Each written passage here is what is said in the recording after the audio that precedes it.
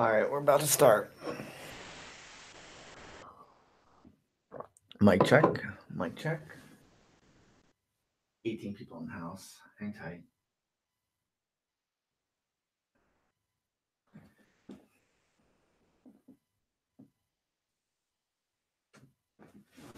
All right, everybody, what's up? Welcome back to the next installment of the Justin Murphy Retard Vacation. I have not had very much to do in the past week or two now, except send out a lot of invites to cool people to have them hang out with me on YouTube. So I have good news that I'm getting a lot of these shows lined up for the future. So that's cool. I'm also, I've shared with some of you that I have this book that I'm working on, and I have been lucky enough to secure a good agent, and I just finished the proposal, the revisions for the proposal. So hopefully now he's going to go off and sell this dope ass book I'm writing. And yeah, I'll keep you posted on that. We'll see how it goes. I'm sure it'll take some time. Might be a struggle, and who knows, maybe no one will want it, but they will. I'm confident. Anyway, let me pull this up to me. How's everyone doing? All right. Tonight we're going to be joined by the Trad Queen, an interesting young woman on Twitter and who's also a blogger, who I've kind of been following for a little while. Actually, me and my wife are kind of, I guess you could say, fans of her. Well, we've just been kind of like looking at her stuff for a little while. We've known about her for a little while. And she seems cool and kind of interesting. She definitely fits the bill of the types of people that I have on the show, in that she's kind of left wing, she's kind of right wing, she's very Catholic, but she's kind of like a hipster. So she seems like she looks like modern and progressive, and kind of seems like a little edgy in like a kind of hipster progressive way. But I think she's very egalitarian, and yet she's also, I think culturally conservative as a Catholic. So yeah, she just seems cool, and I've been interested in her for a little while. So she was kind enough to agree to join me this evening. I should warn you, well, not warn you, I'm good, but it's Friday night here, and I just hung out with a buddy of mine. It's 11:30 p.m. here for me. So I did have a few beers this evening. I'm not drunk. I'm not even tipsy, I don't think, but I'm in that kind of like state of mind where after you have a few beers, just a little relaxed, let's say. But I'm all here. I have my green tea right here, so that will keep me chipper. That will keep me nice and chipper. I better sit up a little bit. Briefly, I'm going to have the Trad Queen join us very briefly in just a few minutes, really. I just have a few kind of, check the chat here. I just have a few little points of housekeeping to chat about before we bring in our special guest for the evening. Reminder that tomorrow night, I'm going to be talking with the editor of Jacobite, Robert Mariani, one of the editors, a co-editor of Jacobite. Seems like a cool dude. I met him one time in person, but we didn't get to talk too much, so now we will be able to. And yeah, I'll pick his brain about, what Jacobite is all about and what they're trying to do over there.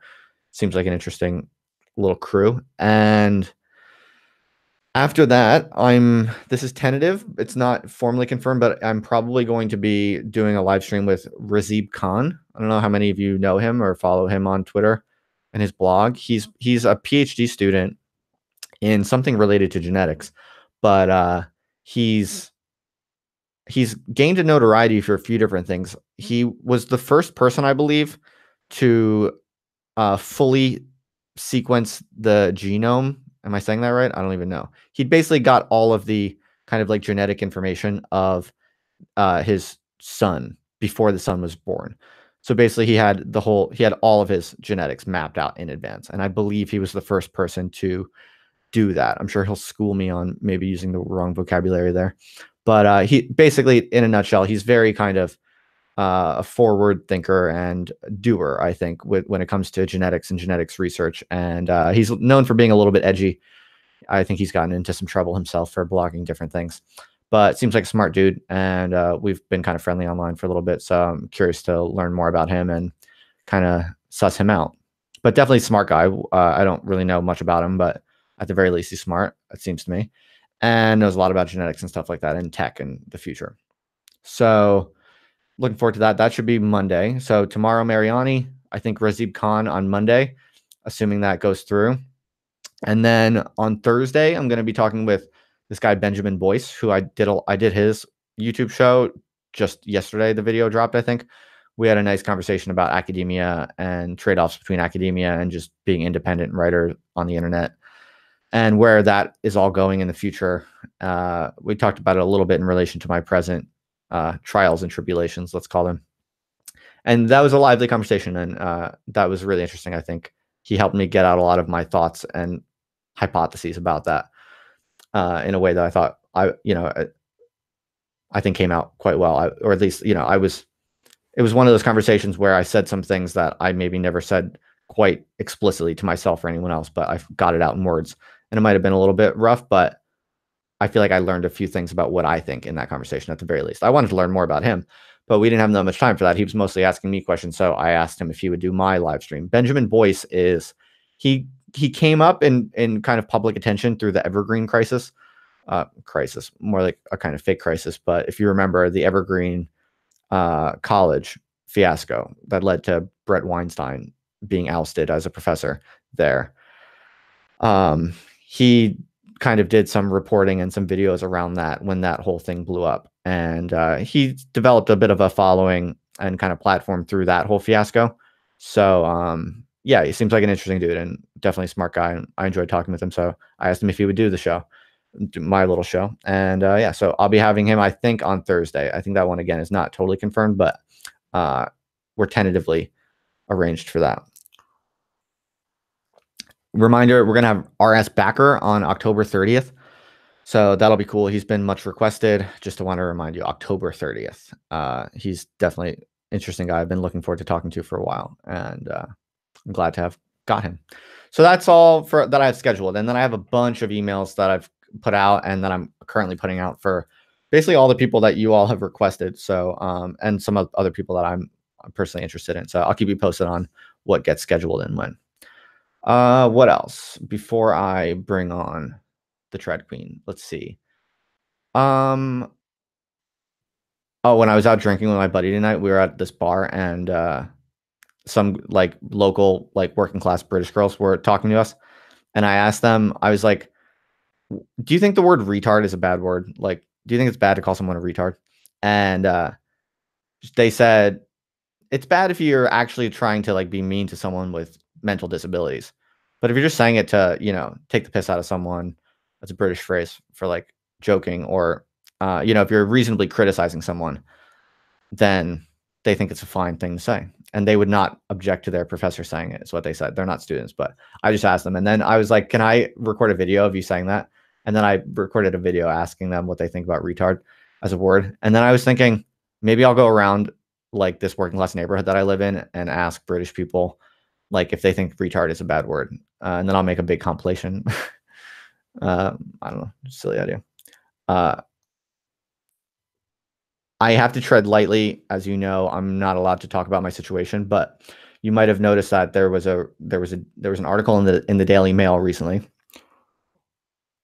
and I was the headline of this article. It was basically about me, and yeah, it's a little uncomfortable because I'm supposed to keep it all confidential, so I'm not allowed to talk about any of the process because it's confidential, and I'm genuinely trying to respect the university's process. So it's awkward because some of the reporting is, I can't even say if it's true or false. So what I'm getting at is, if there was falsehoods in the reporting by the Daily Mail or other media organizations, there could be falsehoods and I would not be able to tell you that, basically.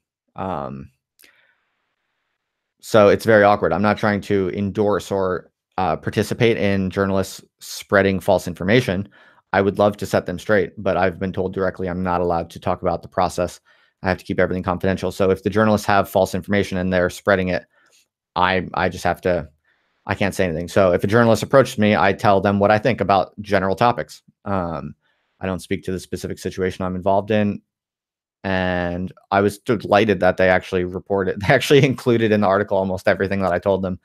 And hats off to the Daily Mail for that.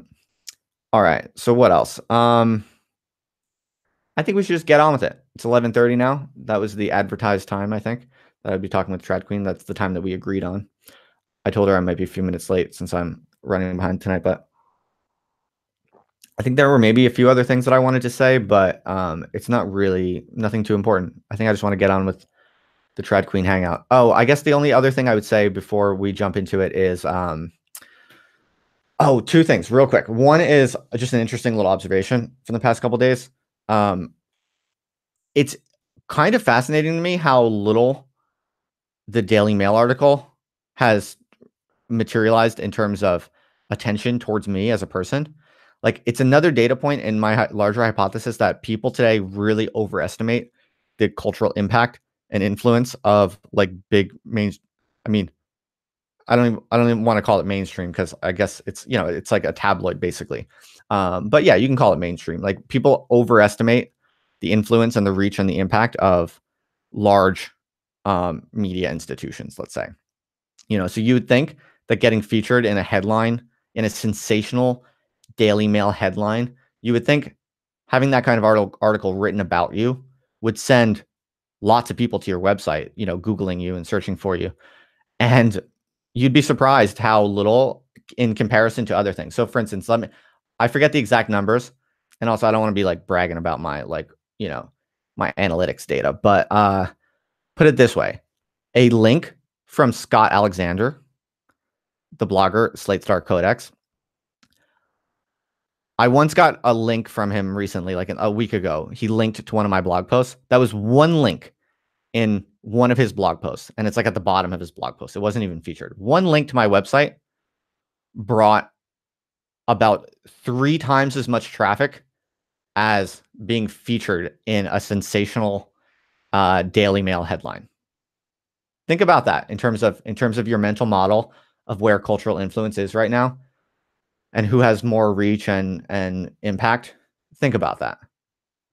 About 3 times as much traffic he sent to my website from one link than the Daily Mail did. At least within the first, you know, within a matter of, like, let's say 3 days out from the event, either his link or the Daily Mail headline. I guess there's some chance that in the next few days, like, a Daily Mail article is maybe more likely to go mega viral. Like, I guess it could happen anytime in the next few days that article goes like super international or something like that, in a way that maybe Scott Alexander or a blog would be less inclined to do. But for an average case, if this is all there is to it, that's quite a discrepancy in terms of impact, and it's not in favor of the large media institution. I was quite surprised by that. But it goes to show, like, you know, that basically I think like good bloggers who have like serious audiences that really pay attention to them, I think have way more impact nowadays, even than, you know, some large scale institutions that you might imagine have more power. So I just thought that was a little observation I thought you might find interesting. And yeah, so anything else? That's true. Ashley in the chat says that Daily Mail did not give a link, and that is true. But still, like, just, you know, that's true. You can discount for that a little bit. But I think many people have mental models in which if you get featured in a salacious, scandalous Daily Mail headline, you are the object of the Daily Mail article in the sensational way. Most people's mental models suggest that's going to bring a lot of attention to you. Like, oh my God, the whole world is going to think of you as this type of person. And it's just not true at all. You know, you can get like smeared pretty badly in like a pretty large media channel with a lot of, you know, with a lot of kind of formal quantitative reach, in the sense that, like, you know, the circulation numbers of Daily Mail are like pretty large, but people just, the attention economy is not the same thing qualitatively. Like, I don't know, you can unpack why that is, but still, I think it's interesting. All right, I think we should get on with it. We got about 57 people in the house, and I imagine some of you are here just to listen to Trad Queen, so I don't want to keep you waiting with my blabbering. I'm going to now send in a link. I'm going to send a link to the Queen herself. Let's see. There we go.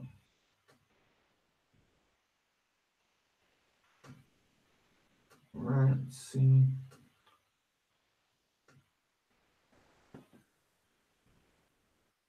Oh yeah, and while I'm doing this real quick, I should say, in the past week with all the drama, I did pick up a few new patrons. So big thanks to you folks who are joining me for the first time. I, of course, really appreciate your support.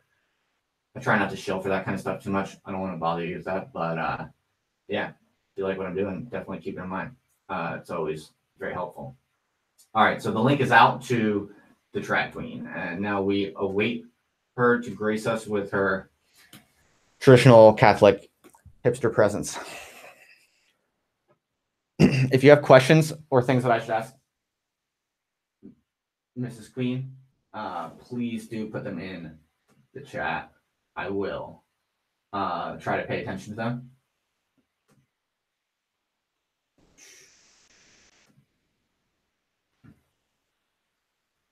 Right.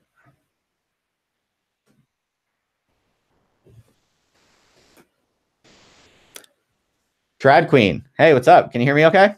I can. Hello, how are you? Hi, how are you? How are you doing? What's up? I'm doing well. I heard you had a couple of beers. Yeah. You won't take offense to that, will you? No, absolutely not. I am a habitual overconsumer of alcohol. Are you? I assure you that I'm 100% cognizant and completely present for this. That's good. You're in a better state than I am. Let me think. I went to confession and I received absolution. And then it's been kind of dramatic for me with Catholicism recently. So I am in like an incredible state right now. Cool. So just jump in right there with that then. What's been dramatic for you? Oh, okay. Well, yeah, let's get to it. Whatever you want. So I've been really, really struggling. Well, historically, I have struggled to be a good Catholic generally, right? But the release of the document, the release of the scandals and, I can't speak about it. But anyway, yeah. Priest abuse scandal was problematic for me and hadn't received the sacraments since its release because for a long time, I felt as if to receive the sacraments, I would be complicit in some sense in not necessarily their abuse, but kind of the systematic covering up and quietism that was associated with the whole thing. So it's been a long and fairly fruitful journey for me personally, and such an immense relief to finally figure out a way to return to the church without necessarily condoning what is currently maybe still happening within it in some places. But yeah. Okay, so that's interesting. Could you tell us a little bit more about how you came to terms with that? What was the resolution in your mind? You don't have to share any more than you feel like, by the way. No. I live to overshare. I think for me, ultimately, it was a deeply practical personal recognition that flaws in the church and the presence of sin in the church exists because it is a human institution, and it's something that I can't help from outside, and it's something that I can't help counteract until I first address my own shortcomings. And so it's basically, turn to myself, make myself as, I don't know if holiness is in the cards for me, but like less of a dirtbag, and we'll start from there, and yeah. Right. Yeah. I mean, my take on that has always been like, obviously I'm also horrified by it, and it definitely makes it way more difficult to, I think, sort of think about yourself as a Catholic, or especially to share with other people that you're a Catholic. It definitely gives one pause for sure. And so I definitely understand that. And obviously I understand the public outrage. I think the thing that my mind always goes back to, however, is that there are a lot of things that make the Catholic Church as an institution very unique, that most other human organizations just, there's certain features that other human organizations just don't have. So for instance, like the very fact that it's this like massive international institution that has so many people under its umbrella, and that because it's like this one unified thing, it kind of sets it up for situations in which if something, goes wrong in the culture, it's going to go wrong on a kind of scale that superficially appears kind of more systematic and horrifying than it might appear in other institutions, because other institutions are small and fragmented and they're not so global and unified. Does that make sense to you, or am I just being a kind of apologist or something? No, it absolutely does. And actually, so I have been Orthodox in the past. And so this kind of systematic versus kind of decentralized approach to like addressing pastoral issues or addressing theology, like with Catholicism, if there's a glitch in part of the system, the entire system is implicated. And I honestly think that is a feature, not a bug. I think it keeps Catholics profoundly honest about who they are and what they believe and kind of exactly where they fit and where the church sits in that entire structure. But it does make it a little tricky when you have problematic things occurring somewhere. So, yeah.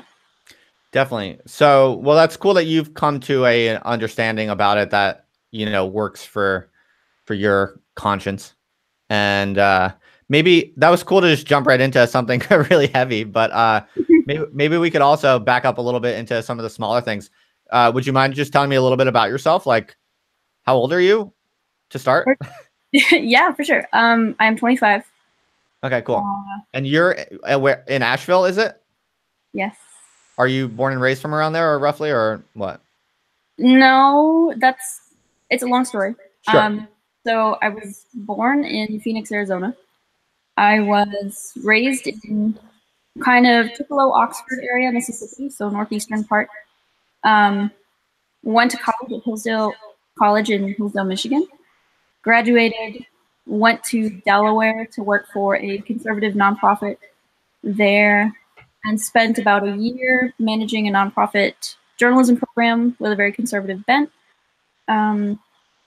Quit, went to Montana, went to Wyoming, and after that, I kind of bounced around and I went back home and then ended up here. And I've been here for just about a year. Okay, cool. Okay, so you've only been in Nashville for a year. Yes. One really simple, kind of boring question I really wanted to ask you though is, do you like Asheville? It's actually been kind of a struggle. So on one level, I really enjoy it. On another level, I've actually written about the ways in which I struggle with the culture here.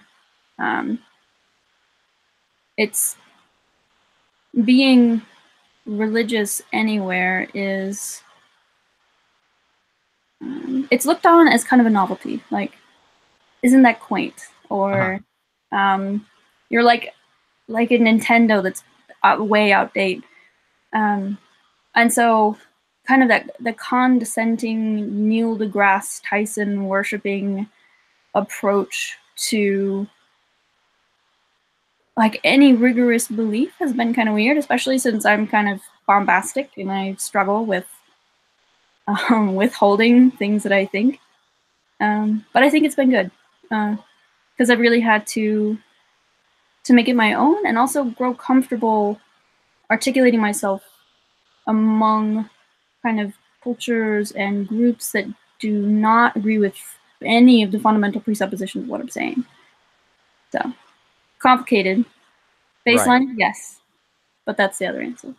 Okay, cool. The personal reason I ask is just because it happens that my wife and I, when we kind of just for fun, like look at a map for places that we might maybe want to like live one day if we ever up and leave from what we're currently doing, Asheville is kind of recurred as one possible place because she actually she did like a semester at University of North Carolina in Asheville, and she speaks fondly of it. And that's why I was just curious for a personal take real quick. Oh yeah, no, like if you think you guys can handle it, as far as the culture here is amazing. The food is great, the beer is great, the people are genuinely so open and so awesome. And there's mountains, like crazy Yeah. mountains. And Yeah, I dogs. think that's awesome. I love mountains. I'm into mountains. Yeah. Now, are you kind of referring to the fact that it's very kind of lefty culture, like hippies and stuff? It's not even, well, I mean, so there is actually some rigorous leftist culture, but it's very progressive. Yeah, and there's also there's this maddening, ubiquitous, new age, hippie deontology happening, and it's like, just love everybody, and there's actually a bumper sticker everywhere around town and says, basically, don't be a dick, and that's their ethics. That is the beginning and the end of their ethics, and it's, yeah. So, okay, so this is a good segue into then maybe your larger politics, because you describe yourself as a leftist conservative, and obviously on the one hand you're very Catholic, and you write from a very Catholic and explicitly Catholic perspective, so that has obvious kind of culturally conservative implications. But in this other way, you are a leftist, and I think you're interested in kind of egalitarianism in some sense, and maybe you could spell it out a little bit more for us. Like, in what ways are you leftist, and in what ways are you a conservative? And how does that make sense to you? Okay. I think I should preface this by saying I am completely comfortable with the fact that there are some conservatives who are part of the kind of the classic 1960s Reagan-Buckley conservatism who will not be comfortable calling what I am conservative. Because conservatism was founded kind of... So for instance, Weaver says that there are two parts. There are the traditionalists and the liberals. So you have kind of classical liberalism, and then you have traditionalists who are kind of Burkean conservatives. But Weaver himself was a third type, and I actually think he's represented fairly well, though not entirely fairly, by like Jaffa. So West Coast Straussianism. This is also super inside baseball, but yeah, inside baseball. In what world are you talking about right now? Conservatism specifically. Okay. Yeah. So this is like, yeah, conservative academia is incredibly nerdy and it's incredibly close. But because I don't necessarily, I take issue with both modernity and free markets, which are sort of one of the bases of classical conservatism. There are people who'll be like, nope, you're like a leftist scumbag and we don't want anything to do with you. And that's fine. But that is more of a boomer approach, generally speaking, not entirely. I've definitely some young people who are pretty radically free markets. But I think the most fruitful point of possible union between leftism, as I kind of understand it, and conservatism is that what intelligent, subtle leftists get, what non-progressive leftists understand, is that economics must be subordinate to the good of the person, the flourishing of the person, right? And so a lot of people on the right have made the human person a tool of the market. And you've really lost sight of dignity in a lot of senses. So like you have pretty large scale, like people trying to figure out how to say this. The right struggles to articulate any kind of meaningful, practical plan for dealing with people who are underserved by standard get a job, get married, have kids, get wages, like, because there are a ton of people who can't hack it just by getting a job. They can't even get a job. But yes, illiberalism specifically is where I think parts of the left and parts of the right can come together and make something, I think, kind of post-liberal, because it can't be anti-liberal. But okay. yeah. So is it fair to say that you kind of see markets as inconsistent with kind of the larger Catholic project? Yeah. Or intention with it, at least? Yes, definitely intention with it. I'm also pretty influenced by Rorty, although I think he is very wrong. And so I'm not ready politically to come out and condemn something without seeing what sort of cash value it has politically. So for instance, I do think that while free markets in their pure form are definitely in tension with Catholic teaching, I also see that free markets have a certain kind of political value, and there's been great benefit to those free markets over time. So it's basically a way of figuring out what mechanisms are working and under what conditions they might work best when subordinated to other political organizations. Okay. Yeah, yeah. There's one word I heard you say that I kind of want to pick up on because I think it's a very Christian word, or at least it's a word that I use a lot, and I think it's a really crucial and valuable word. But it's sort of a Christian signifier in the sense that, like, when you hear someone use it, you can often kind of infer that they are explicitly, or perhaps in ways they don't understand, a Christian. And the word is dignity. You talked about dignity, and I think dignity is one of those words that, like, if you're kind of hardcore secular rationalist atheist type of person, dignity it's kind of like a mystical word. It's kind of like this almost superstitious word. Like, what exactly is dignity? Where, how would you really ground that? And yet, I use it often as well, and I think it names something kind of really, really, really crucial. Do you have any particular thoughts on that word? Do you want to tell us a little bit about what you mean when you said that? Yeah. So I think an important kind of vocabulary set for any kind of emergent leftist conservatism is going to need to address the person specifically, insofar as it addresses dignity in a not necessarily a non-metaphysical way, but in a sense that somebody who doesn't agree with your metaphysic can grasp, right? So it needs to be an appeal to what is given to the person in politics, rather than an appeal to the person as it is given to them as politics ought to be. So, I mean, the anthropology, dignity is key to a solid anthropology, which in turn is going to change the way that you structure politics in your approach to history. I don't know if you've read Martin Buber at all. I haven't very much. I know of him. I know the name. I know a little bit about his shtick, but I haven't read much. Are you interested in him? Yes. He's incredibly dense and almost impenetrable. Germans. Was he Catholic? No, he was Jewish. Oh, okay. Yeah, okay. But he attempts to make every conversation kind of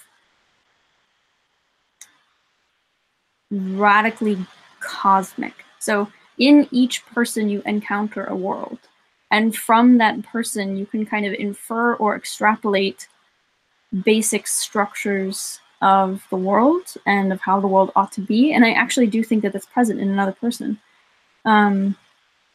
We are embodied, we are historical, we are rational, we are also irrational, appetitive, vulnerable.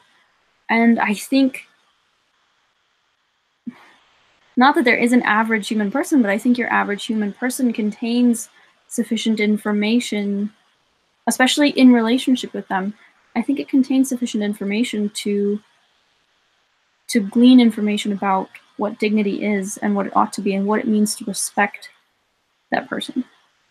Yeah, that's very nicely put. I think one of the things that I've always thought about the idea of dignity is that, well, in some sense, it is a somewhat mysterious word, but to me, it kind of names the mystery that is the other person. Like, when I think about other human beings, you never really know what's going on under the hood, and other human beings are these kind of ultimate mysteries. And so, like, when you're confronted with another human being, they're living, they're talking, they're walking, they're doing these things, and they kind of look like you, and they're clearly kind of in some sense similar to you, and yet you can never really know what's behind the curtain. And that mystery, to me, there's something special about that mystery. Like, you don't know what someone is capable of. By definition, you don't know what someone is capable of. And maybe, they're always going to be capable of something potentially very good or beautiful or valuable. And even the worst person, like, you just don't know. You don't know what that person is. In some sense, we don't know what we are. We don't know what the other is. And the fact that that person could be something really good, even no matter how bad it looks, that that possibility that never quite approaches, that never quite reaches a probability of zero, the always a greater than zero probability or possibility that there's something valuable there. That's kind of like the mystery of life, and the kind of just the ultimate baseline equality of value that like all human beings have, or something like that, is maybe the way that I would try to put it. And because of that, because that's a kind of structural fact of all living things, or at least like human beings, there is this kind of radical equality to the value of all people. And yeah, I think if you don't hang on very, very tight to the idea of human dignity, and if you don't assert the kind of radical equality of all living humans, then you rapidly find yourself in all kinds of really nasty kind of philosophical and political implications, I think. Yeah. Well, the thing is too, like, and I've struggled with this. So, online, there are a lot of Thomists. In my circle of the online, there are a lot of Thomists, and they love Aquinas and they love hierarchy. And so this kind of radical assertion of the dignity of the human person sometimes runs into what I think is a fruitful tension with the assertion of like a natural moral hierarchy.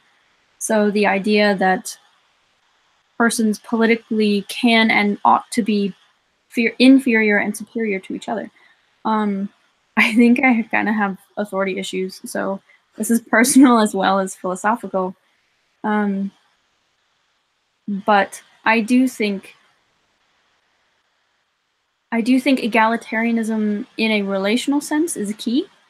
But I think it can sometimes be incredibly toxic when it's applied as a practical political. Yeah, definitely. Yeah. I agree with that. Like, I definitely think there are differences between human beings, and there do emerge hierarchies. Sometimes they're just, sometimes they're arbitrary and unjust, and sometimes, it varies between just and unjust hierarchies, no doubt. But there are some legitimate hierarchies, I think, and there are just obviously differences in aptitude and skills and abilities among humans, and I think that's all fine, and that should be affirmed and accepted as real. To me, where dignity comes in is the idea that, in an ultimate sense, everyone is equally valuable. Yes. Like that to me is the main kicker. And because everyone has dignity, and there is this kind of ultimate existential equality of valuation across human beings. And kind of the easiest way to put it, it's not really that profound to me, but it's that we all come from dust, and we all will return to dust in some sense. And there is just kind of this fundamentally raw equality of how much every human being is worth. And to me, like, dignity kind of names that basic human value that is essentially equal, no matter what your skills or aptitudes or capacities are. But I think if you don't have some idea of dignity, if you don't believe in something like that, then ironically, you actually then start to get very nervous and anxious about the fact that skill differences exist, and intelligence differences exist, and you actually start to get paranoid about hierarchies when they emerge, because you're like, oh, holy shit, if some people have more skills than others, if some people are smarter than others, maybe that actually means they're worth more than other people. And Yeah. that's really ugly and nasty, because that turns into racism and all kinds of really hardcore, nasty types of political inequality. And because the irony that I'm getting at is basically, like, if you don't affirm a kind of radical human equality grounded in something higher and larger than like rationalism, then you're actually the one who is threatened by the possibility of differences in skill levels and things like that. Yeah. Does that make sense? No, it totally does.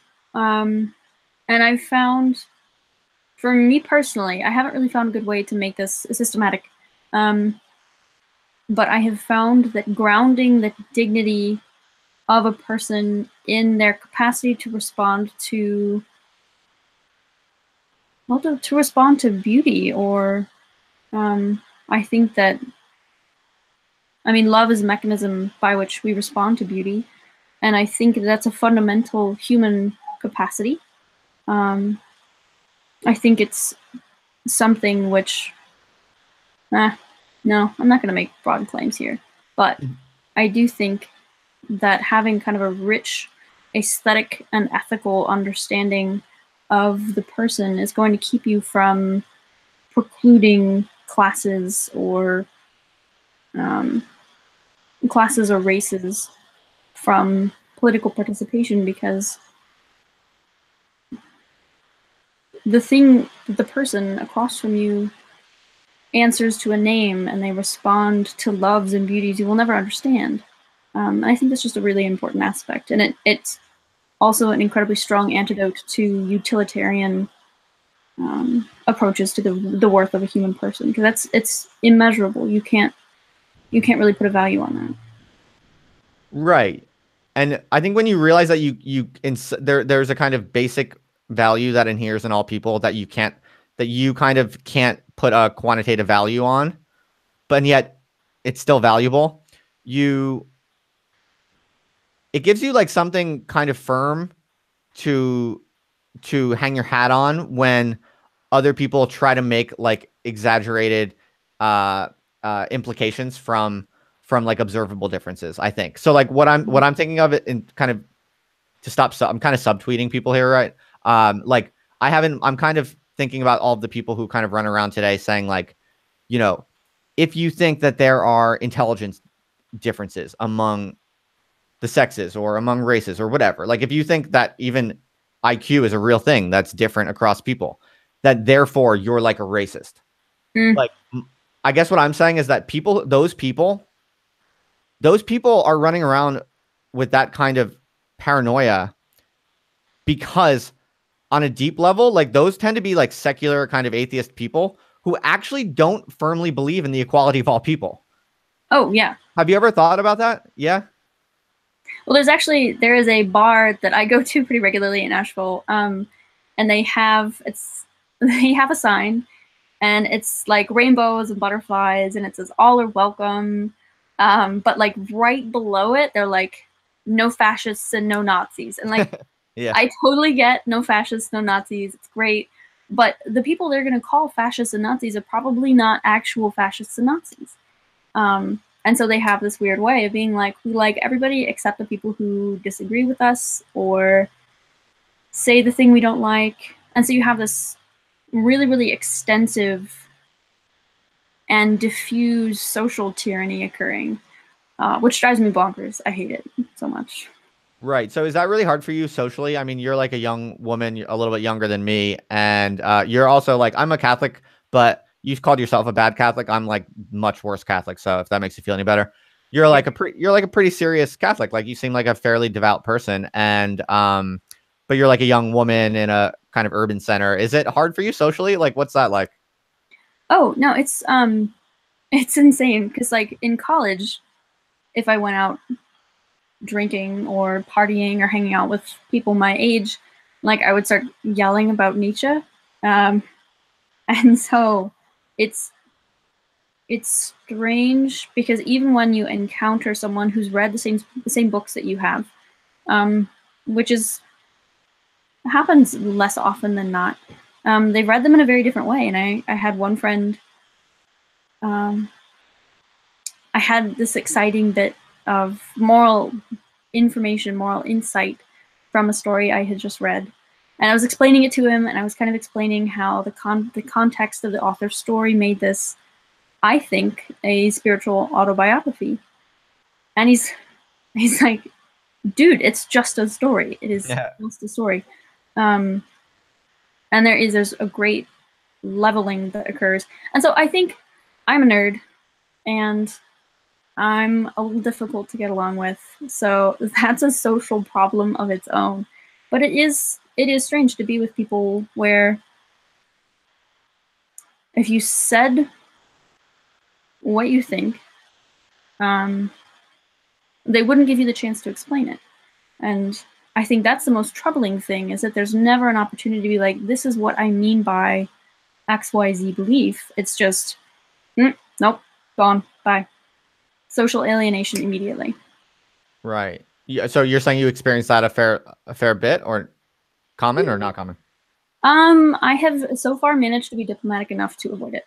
So But you're there, not, so you choose your words wisely and you don't kind of like profess your religious beliefs too aggressively on people when you meet them, like in kind of secular, like social contexts. oh yeah, no, Yeah. because for instance, I have a coworker who is like super. Well, she's anti-Trump and I'm anti-Trump, but she's also very, very pro-abortion and pro-women's rights and pro this. And I would consider myself a feminist of a kind, but I don't think feminism that aborts children is good. Um, and so there have been a lot of things that I haven't said to her because I mean, I see her on a very regular basis. Um, and that's kind of it's one of the key problems I think of apologetics is figuring out how to convey to a person that you think that what they think is evil, right? It's an obvious moral evil that you are, to me anyway, an obvious moral evil to me that you are supporting the abortion of children, but that doesn't mean that I'm condemning you. Um, and there still can be a conversation about that. Hmm. But those, yeah. Yeah. So, I mean, maybe you could speak to that a little bit more because I think a lot of people might be interested in that because a lot of people would say, how could you be a feminist and also be uncomfortable or oppose, the right for a woman to have an abortion? Could you expand on that a little bit more, how you see that, or what do you think? Yeah. So for one, I don't believe in rights. I think they are a fiction. Um, and I also don't Not think even natural rights? There's like, I know there's a kind of Catholic, like natural law tradition. So you don't think about natural rights at all, I would consider myself influenced by natural law, and I do believe in the natural law. I affirm that for sure. but not Um, rights. no, Okay. I I believe in political right, as in correctness, the right ordering of things. Um, and I think that there are certain political goods that ought to be preserved. Um, but I think the language of rights shifts it shifts the dialogue to what is inherent in that person. And so instead of the political question primarily being what is the best for the political order, it is to what am I entitled as an individual? But you don't exist as an individual and you're entitled to nothing. Um, and I mean, it's almost statistically impossible that you exist in the first place. So who are you to be talking about rights? But all that aside, um, I think that I like it. I can't wait. I can't wait to tell my friends you have no rights and you're entitled to nothing. I like it. yes, no, that's my ideology right there. But I And also so rights are gone. rights are gone. I also don't believe in facts. I think they're like the gallbladder of the Enlightenment. They're wretched. I hate facts. Um, but two, feminism makes the mistake, as a lot of isms do, of mistaking its particular grievance and the solution to that grievance and conflating it with justice. Um, so the fact, for instance, that a particular group has been oppressed in the past, and many groups have been oppressed at all times. That's like what people do. They seek corrective justice, but then a lot of the time it gets carried away with its own rhetoric, and that correction becomes their model of justice itself. So feminism, which posits kind of this radical liberation from men or from the obligations of their actual biological systems, I think that is a really perverse capitalist understanding of the human person. But yes, that's just me. I think that's a really astute connection you just made. I've also thought about that myself, like kind of really strong, kind of typical feminists today who maybe tend to be rather anti-capitalistic, you know, can in one breath kind of affirm a woman's right to choose abortion and also say that, capitalism is, an unnatural, unjust exploitation of the working classes or whatever it might be. And yet I've also always thought about that, how, the same logic that might make someone feel like they have a right to decide what happens to a fetus is the same kind of instrumental rationality that basically undergirds, like a capitalist thought process, right? Yes, absolutely. Yeah. So I've also always thought about that, and that's like one vector of I don't know, inquiry or reflection that I've thought a lot about lately in relation to kind of my kind of ideas about, the relationship between like Catholicism and kind of a radical anti-capitalist communism, even, or something like that. I mean, maybe could you, just for listeners, I mean, give us a quick kind of rundown on just your view as you see it, like your kind of Catholic view on why abortion is wrong? Could you just tell us briefly? No, man. No, well, okay, so someone might say, like a lot of people would say, how can it be wrong? It's just a bundle of cells that's not even alive yet. Yeah. So how do you just share with us like how you see that, if you would? And I mean,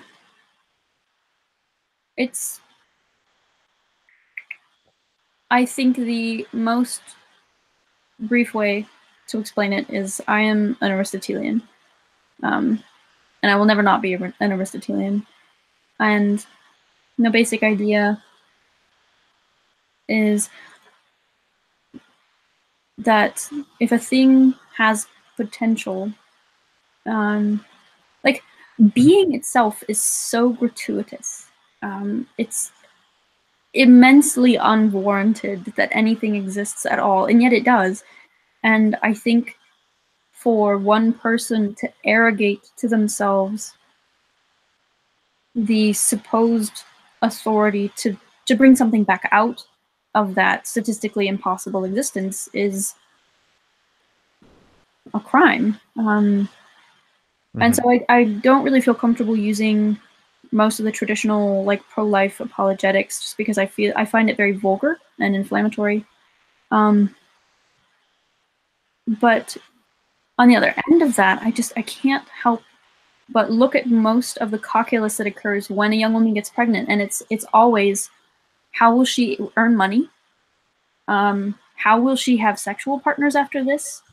It is all utilitarian. It is all kind of in terms of what are your prospects for future financial and social climbing. And I think that is absolutely repulsive, that the potential person coming, like the only reason it's a problem is because it is a potential person, right?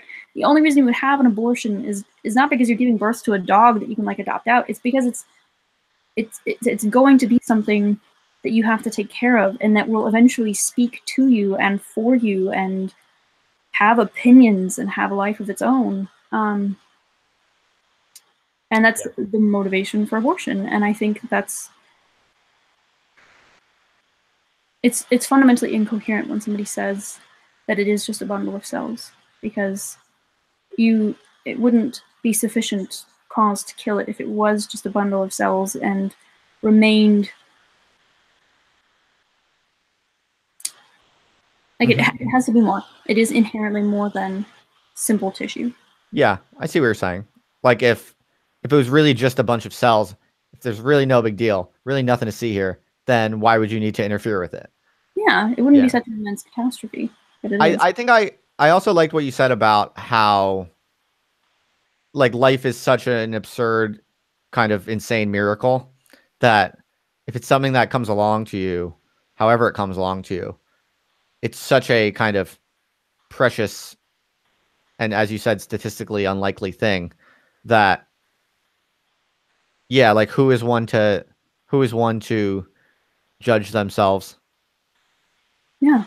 The arbiter of whether or not that should proceed. Something else I've thought about is like, I don't really have a fancy or very impressive kind of philosophical, like rigorous philosophical way to put this, because to be honest, I don't talk with that many Catholics. I don't know that many Catholics at all. I don't have any Catholic friends really, other than like the few people at church that I'm like vaguely friendly with, but I don't hang out with anyone Catholic at all. So I have very little language for talking about any of this.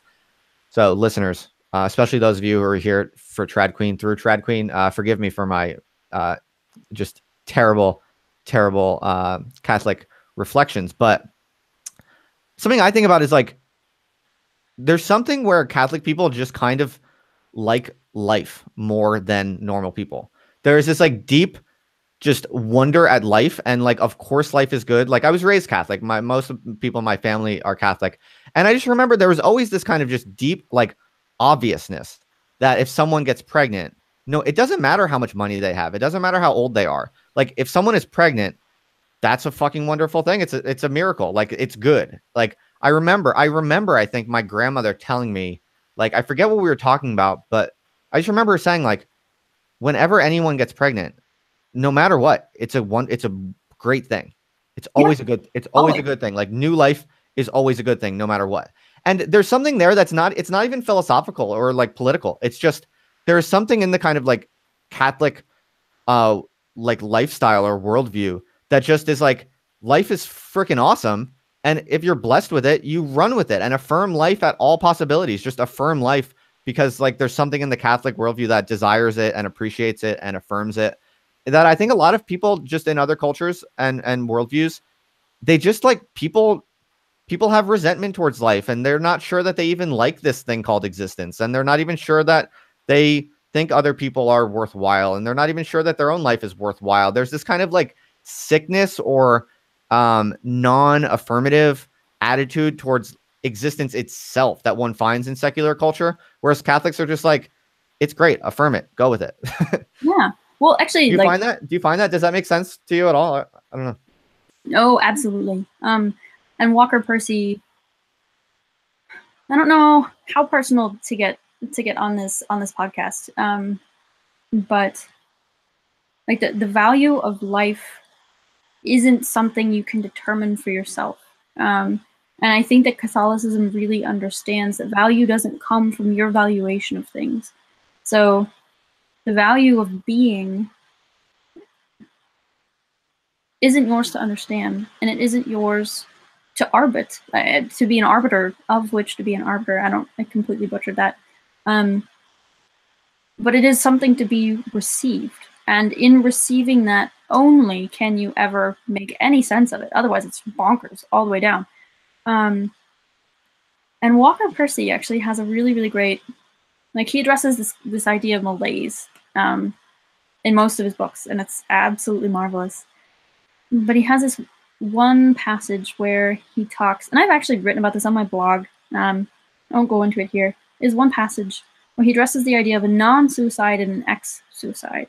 So a non-suicide is someone who doubts the value of life, and they're considering suicide, right? But they haven't done it. They haven't committed to it. They haven't made that jump personally. And an ex-suicide is someone who has confronted self-annihilation and instead has received the unbought gift of life. They realize how completely unwarranted it is, and kind of absurd. And it's kind of it's a final submission then to the fact that they don't deserve to be alive, but they are, and that's the joy of it. Right, right. Do you get a lot of flack for kind of being a feminist in some sense and kind of wanting to hold on to that label and also being pro-life? Do you get a lot of shit for that, or does it not really come up? Oh yeah, no, there are people who get really mad at me online, because my handle is Trad Queen, right? And so trad women are supposed to be very meek, kind of 1950s types who bake pies and bear children and only have sex with their husbands, which is good. It's totally, yeah, I affirm that bit. It's just, yeah, insanely sterile. And they get really mad at me when they realize that, like, I swear and I yell about things, and like I'm a fairly normal chick. And I mean, my handle's it's a word play on Trap Queen from, I think it's Betty Wap. Yeah. Yes, thank you. I'm hip enough to know that. song? Yeah, the youths. And no, I get a ton of shit about it because I'm not sufficiently traditional. And I think that's also kind of an interesting commentary on the way that we use traditional in contemporary, maybe this is just online, but in contemporary debate, because you're like, traditional is mostly just anti-present. It's reactionary. It's a via negativa. So, well, yeah. I'm butchering that theology, but I like the way it sounds. No, that's okay. It's good. So, do you get more flack from the right than the left? Oh yeah. Okay, interesting. Now, are your followers and your kind of the people you follow, your kind of niche on the internet, is it I guess it's more right than left? Well, it was kind of weird. So I started getting into Twitter while I was still working for the conservative nonprofit I mentioned earlier. And they were like all leftists. It was all like weird Catholic leftists. And I started posting a bunch of like sassy socialist memes on my Facebook. And the board of directors were like taking screenshots of it, and they sent it to my boss and were like, yo man, I think you hired a commie. And I got like I got pulled in, and it was this whole thing, and I deleted my Twitter. And but yeah, I definitely get more flack. And I think at this point it's a little more balanced, but for a long time I was like, most of the people that I interacted with were leftists. Most of the people you interact with are leftists, or they were? Were, and I think to a great extent still are. Okay, interesting. But most of the flack you get is from the right. Yes. So I don't follow them, but they followed me somewhere down the line. Interesting. Okay. And do you see yourself as genuinely kind of split down the middle, or do you kind of feel like you identify more with the right or with the left as a kind of public cultural phenomenon? Do you have a leaning? Me as a public cultural phenomenon? No. Meaning like left and right as these kind of high profile public, the two camps that the world is increasingly kind of split between. Do you think of yourself as more to the left or more to the right, or right down the middle? Well, the thing is, firstly, I think that the left-right thing is trash right now. Because you have kind of a split, right? So you can be economically left and economically right, but you can also be culturally left and culturally right. And for the most part, what is meant by economic leftism and rightism is liberalism, so free markets. Are you liberal or illiberal? And that's kind of an optimistic interpretation. And then in a cultural sense, it's, are you progressive, which is the left, and are you non-progressive or even now regressive on the right? So it's kind of two different philosophical interactions. And I would say economically, I'm definitely left. But then culturally, I'm right. And so I guess in that sense, yes, I'm split. But I also think I'm fairly integrated, at least from an anthropological and, broadly speaking, political standpoint, because I think things are so in chaos right now that those labels don't meaningfully represent what's actually occurring philosophically. Yeah, I agree with that. I think there's a lot of motivated usage of the terms left and right. Like different people use those terms in a variety of different ways for not always honest purposes. And it's led to this kind of like general the value of the terms has basically declined drastically. I am definitely with you on that. And I think part of me harbors this fantasy where like everything just explodes or implodes or something radical happens and we have this new, beautiful, differently polarized political order. But I think it's, I don't know. I'll be interested to see where it goes. But I think the liberalism and illiberalism or post-liberalism is kind of the most interesting. That's where most of the most interesting conversations are being had. So what are the most interesting conversations being had right now that you follow? Man. Well, it all kind of started for me when I entered college, I was kind of like garden variety neoconservative. And then I became politically agnostic, and then I became an anarchist, and then I became more Catholic, and then I became Orthodox, and then I think that was traditionalism for me. So my question at that point was, how do you reconcile tradition with kind of a dynamic rearticulation of political goods, right? Wait, real quick, let me interrupt. I'm stupid. When you say Orthodox, what do you mean? I mean Eastern Orthodox, like Russian and Greek. Okay, I'm glad I took the moment to clarify that. So that's what you are now? No, I was. Okay, okay, right. Just making sure. You're now just a normal Catholic, right? Garden variety. Garden variety, right. Okay, but okay, so you spent some time as an Eastern Orthodox. I did. I've gone through many phases. How deep into that were you, and for how long? I mean, I still love it and struggle with it, but I spent a year in catechesis, and then I was Orthodox for about, I want to say, a year afterwards. And it came down to, I've written about this too, because if it bothers me, I write about it. It basically came down to the fact that I couldn't deny my Catholicism in the way that Orthodoxy demanded. I saw Orthodox practice as kind of a practical fulfillment of my Catholic faith, dogmatically speaking. So. And were you raised in a particular denomination? Did you tell me that? I was raised Catholic from about age 8, so my whole family converted. And my parents are currently Orthodox, and my brother's thinking about becoming like a Byzantine Catholic priest. So. Okay. So do you probably have something in your genetics that is very devout in one way or another, a kind of strong need or kind of drive for piety? Would you say, is there something because it sounds like you've had a very intense kind of like personal history with different types of strong religious belief, and it sounds like your family has too. So I'm just curious, like, if there's something going on there. I honestly don't know. I don't know if I would glorify it so much as to call it a strong drive for piety. I'm just incredibly headlong and kind of emotionally needy, and so when confronted by something as profound as Christ, there's inevitably there's an immense response to that, and there's also immense implications to every reinterpretation that occurs.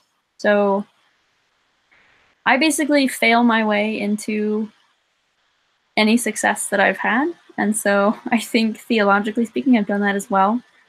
That's interesting. So what do you mean? Like, you try something and you fail in a certain way that pops you into the next thing, which is the right thing? Yeah, and I think it's actually a deeply pragmatic, because truth is kind of what you can get away with, if that makes sense. Mm. And I think in matters of religion, especially like religious practice, the life which best forms your soul, the life which practically speaking ends up being best for you, is, I think, the true one. And so it's been interesting because I am fairly uninhibited when it comes to just doing things I probably shouldn't. I've had a chance to try different models out in practice and kind of see the way that they fall short. So, like, agnostic anarchism sucks. I can personally attest. Why? Oh God. I mean, you don't have to convince me. I'm just curious what your main discovery was on that front. It's a lot of cheap whiskey and bad cigarettes. Like, don't go there. Don't. Okay. Nominal Catholicism also sucks. Orthodoxy, I think, can be intensely fruitful so long as it is fundamentally affirmative and not reactionary. And that's been an interesting insight, is kind of religious belief tends to produce deeply religious belief kind of entails deep statements about what is wrong, right? Because you have the statement about what is good.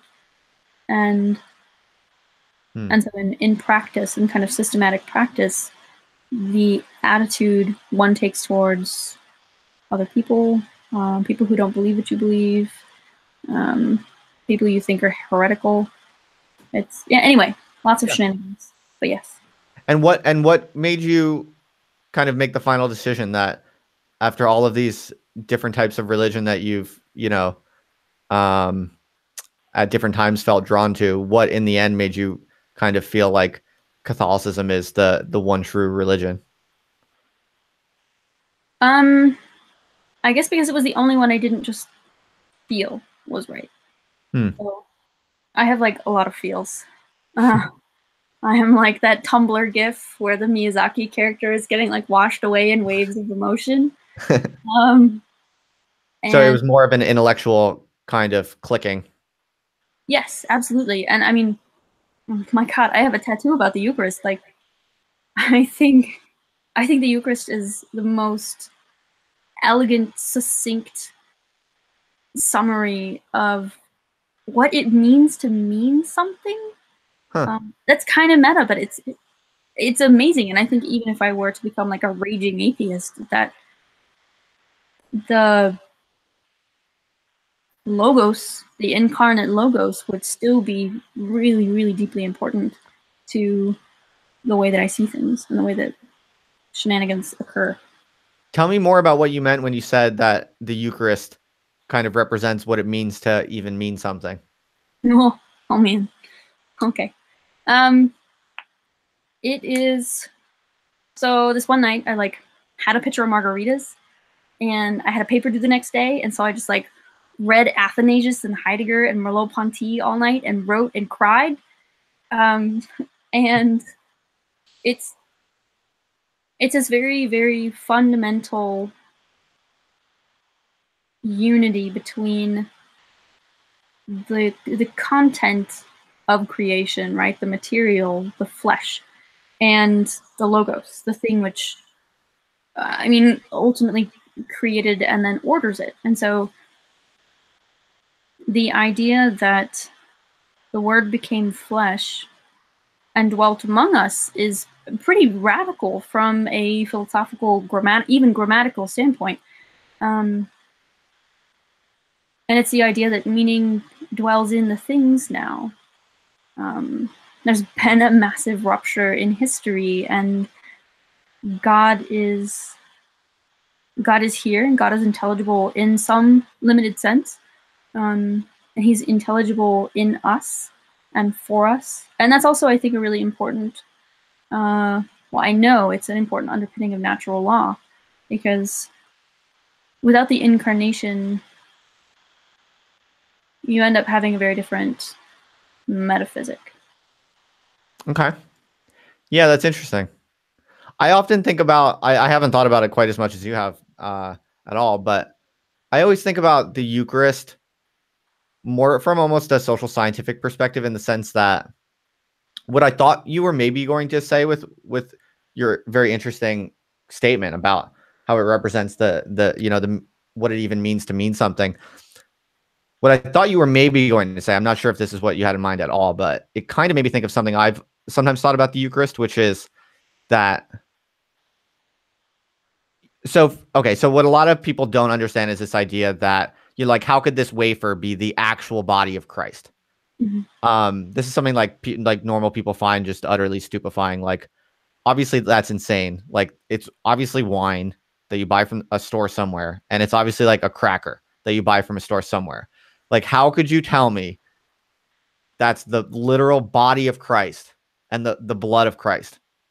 And I've thought about that a lot because, I am like a very rationalist person, and I'm not really good at doing anything unless I can make a very strong case to myself that it actually makes sense and is, like genuinely sensible.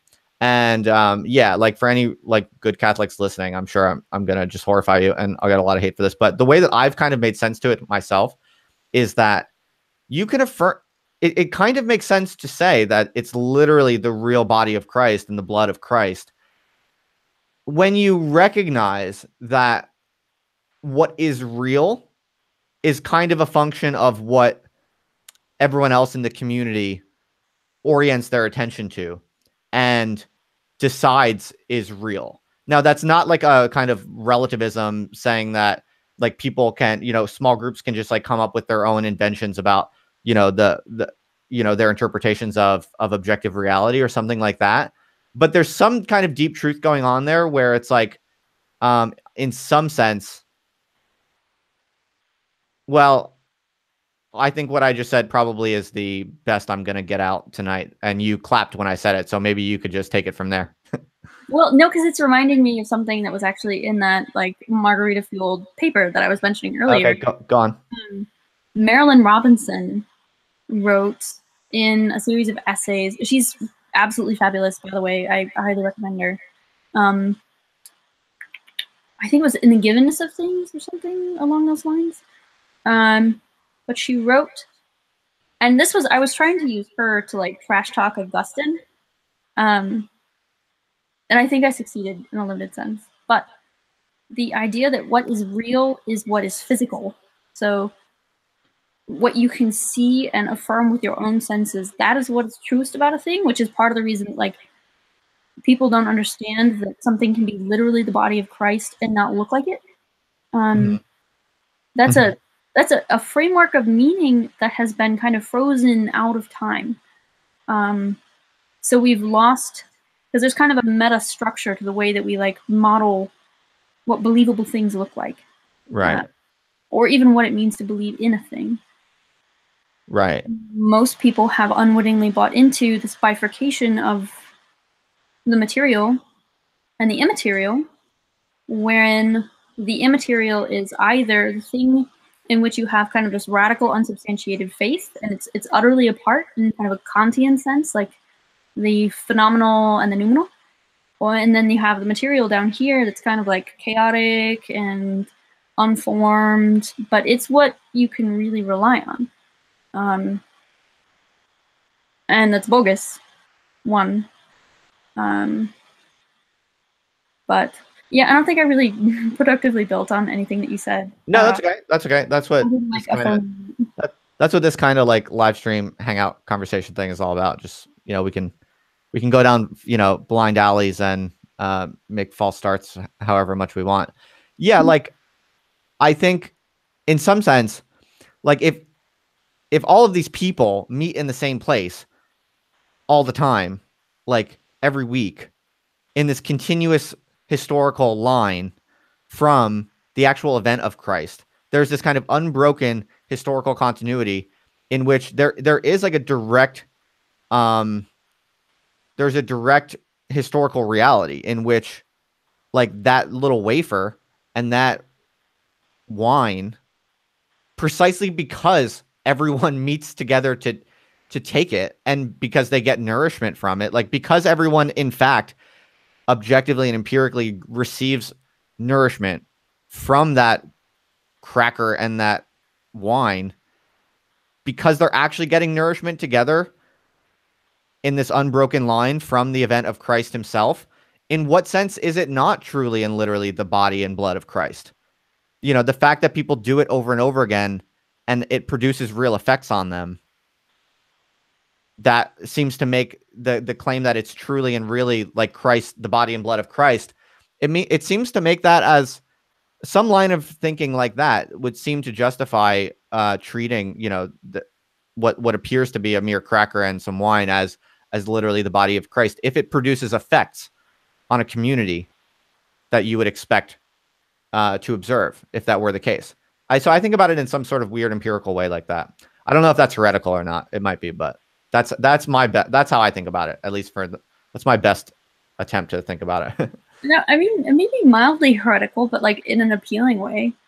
Because I also think, I mean, because meaning is partially not created ex nihilo, but it's partially comprised of use. And so if you use a thing, for instance, the Eucharist, as if you are ingesting God, as if you are ingesting incarnate reason, that's going to have effects over a long time if it's a workable truth, like if it has cash value over time. And the durability of the Catholic Church, I think, speaks to kind of its pragmatic value. People attain. I mean, I know that I personally am greatly edified by it, and I also think that there are more substantial backings for that. But yeah, there's kind of a fun, functional, institutional aspect to it that a lot of people are less comfortable talking about. Right. Right. I mean, what percentage of your friend groups, of like, how many of your friends are Catholics and how many of them are just normies? In real life, I actually, so online, like, it's almost all Catholic. In real life, I don't have a lot of Catholic friends. Pretty deeply misanthropic, and so if somebody agrees with me too much, I'm like, hmm. So it's, yeah, and that's been kind of a weird dynamic to So kind of, you like mostly hanging out with people who you don't agree with. yeah, Okay. for sure. Because I think if you hang out with too many people who are similar to you, then you fall into the possibility of sociological reinforcement that's unreflective, right? So you have Yep. enough people that are like doing the same thing, patting you on the back, and that's important. Like, it's important to have community. That's also really annoying. So, yes. Right. Right. Do you have like do people ever ask you like why Catholicism instead of like one of the Protestant denominations, or do you like find yourself debating with Protestants ever? Oh yeah, no, I definitely debate with Protestants. Do you have any like favorite lines on that? Well, um, I really love arguing with Lutherans, particularly. Why? Just about the incarnation. So, like, some of the semantic, usually they're really, really, really good. So they've got that going for them, which is awesome, which is nice in the words of Bill Murray. But Yeah, my wife's family is Lutheran, and some of her family are very devout. Like her brother is very devout, and he's very well read. And yeah, we've had very good conversations, so I can attest to what you said. yeah, like, they share enough that the language is kind of mutually intelligible, but they're different enough that the implications of the vocabulary they're using definitely takes them in different directions. Especially if you have any kind of like Eastern Catholicism or Orthodoxy under your belt, you end up with a very different soteriology, and it's a blast. I had a roommate for a while who was very biblical literalist Baptist, and that was absolutely wretched. It was good. It was good. It built character. So, what do you tell to Protestants about why their church is false? I usually don't tell them that, but I also, I mean, if they were to ask me why I think their church is false, it's because they don't have the sacraments, and I think the sacraments are a really, really crucial point at which the metaphysical and the physical are unified and incorporated, and and that's kind of key to my understanding of language, my understanding of metaphysics, even my understanding of like psychology and personality. I think that integration of what we infer or cannot directly observe and what is observable is absolutely crucial. Because I think that's also kind of the, it's a central human activity. Creation of myth is the attempt to reconcile what you see and understand with symbols and representations of things that you don't necessarily understand in themselves. So you come up with an analogy or a myth. Right.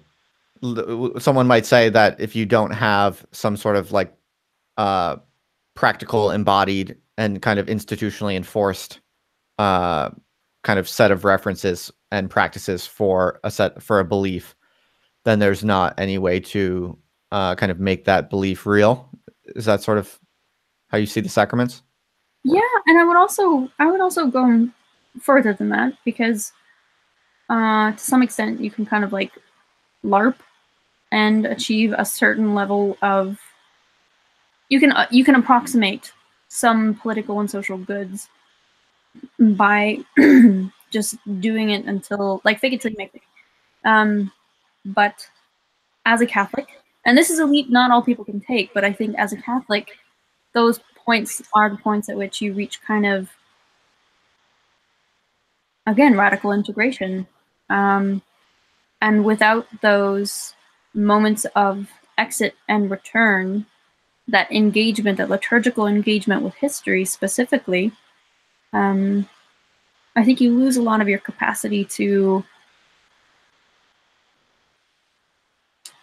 understand things as they were before you were able to understand them. So before your time, and to understand the implications for them as they go forward in time. Interesting. Yeah, So you see a kind of like a long-term historical continuity function there. absolutely. And I think that's key. Right. Interesting. What do you think about just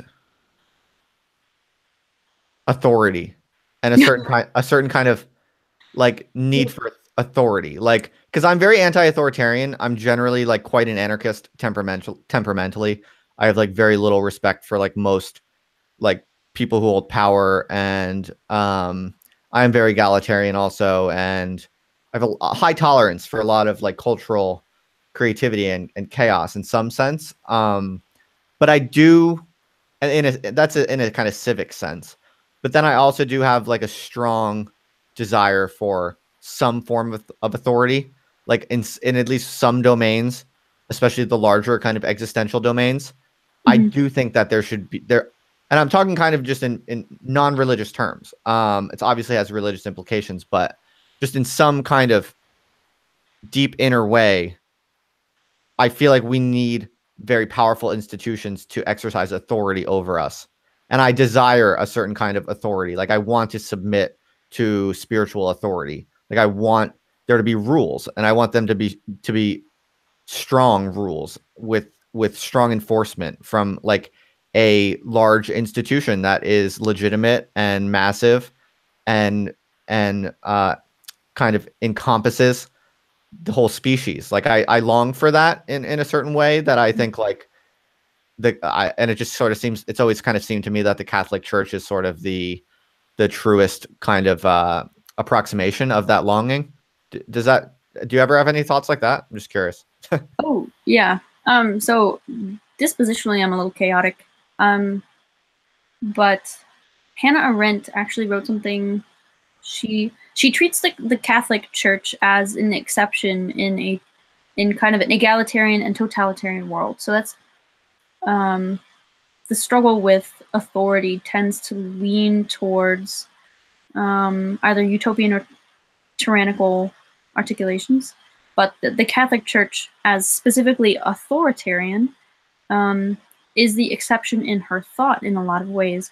And I think that's really useful, because I don't want to fight the man, because I only want to fight the stupid stuff the man is doing.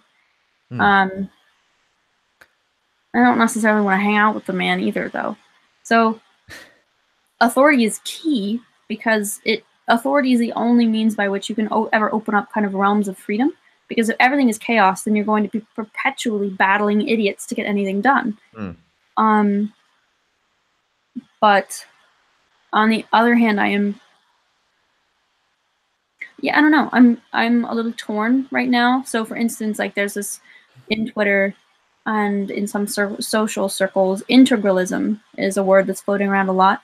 And it's this from what I understand, maybe I don't understand it correctly, but it's a pretty strongly authoritarian take, basing politics on a specifically Catholic understanding of the world and building a pretty rigorous politics from that. I strongly dislike that, because it kind of, one of the implications is that it would relegate non-believers to kind of a secondary status, a non-citizen status. And I think that's wrong. I think it's deeply wrong. So yeah, no, I absolutely do.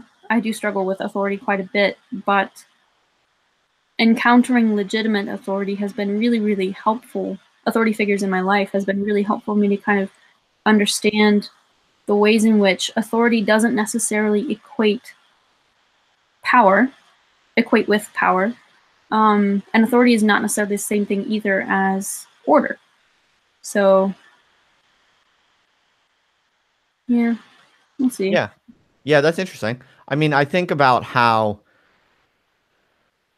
if you if you want to have a lot of liberty in terms of kind of culture and, you know, if you want people to be left alone to make their own decisions about all of the millions of small things in life, then I think it makes sense to invest a whole lot of power with unified, forceful institutions to maintain authority over just a few of the very, very biggest things that are mostly spiritual. Like what a lot of people don't understand about Catholicism is that like a lot of people think that it's this very kind of authoritarian structure that has all of these rules and it tells you what you have to think and feel and believe. And if you don't follow those rules, you like have all these punishments and you go to hell and you have to be constantly confessing and you're constantly feel guilty. Like people have this image in their mind that it's this like very brutal, authoritarian, controlling, guilt-ridden thing.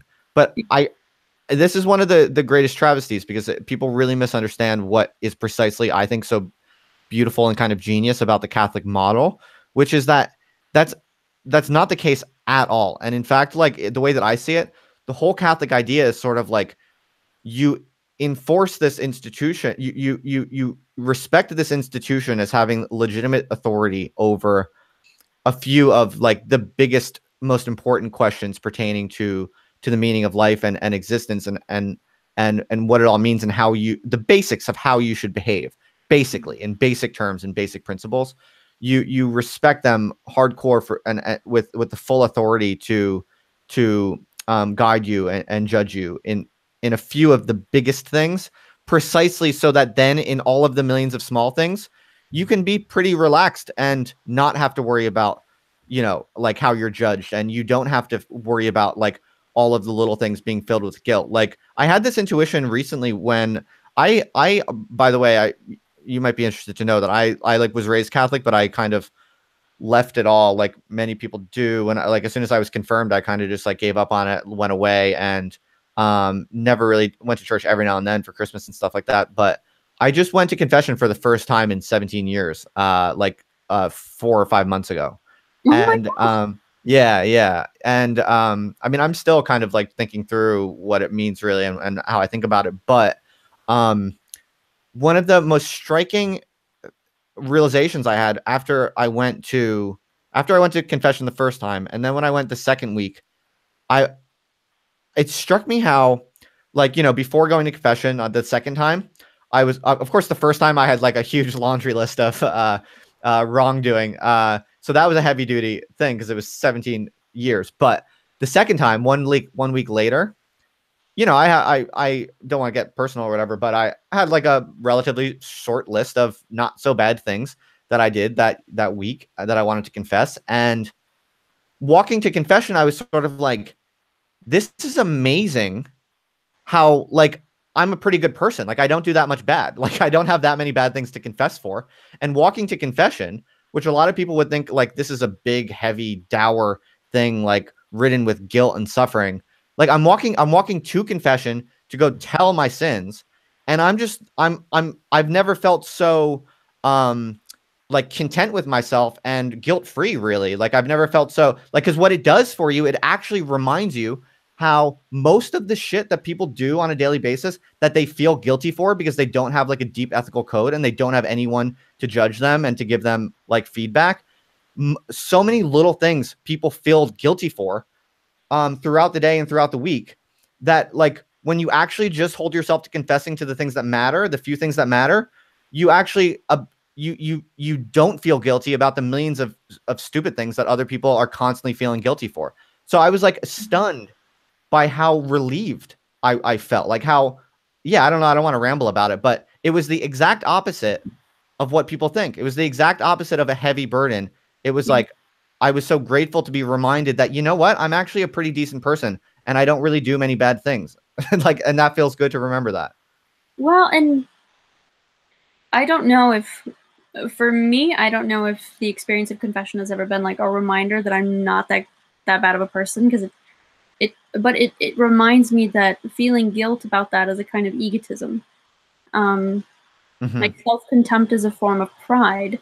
And so in the act of confessing, your shortcomings matter less because they're just obstacles you're trying to overcome. And so in offering that to Christ and repenting of them and kind of systematically being critical of self, it's really, really amazing how much less you feel. Not that you feel the weight of your sins less, but you feel it, I think, in the correct sense. And it's an immense relief. Yeah.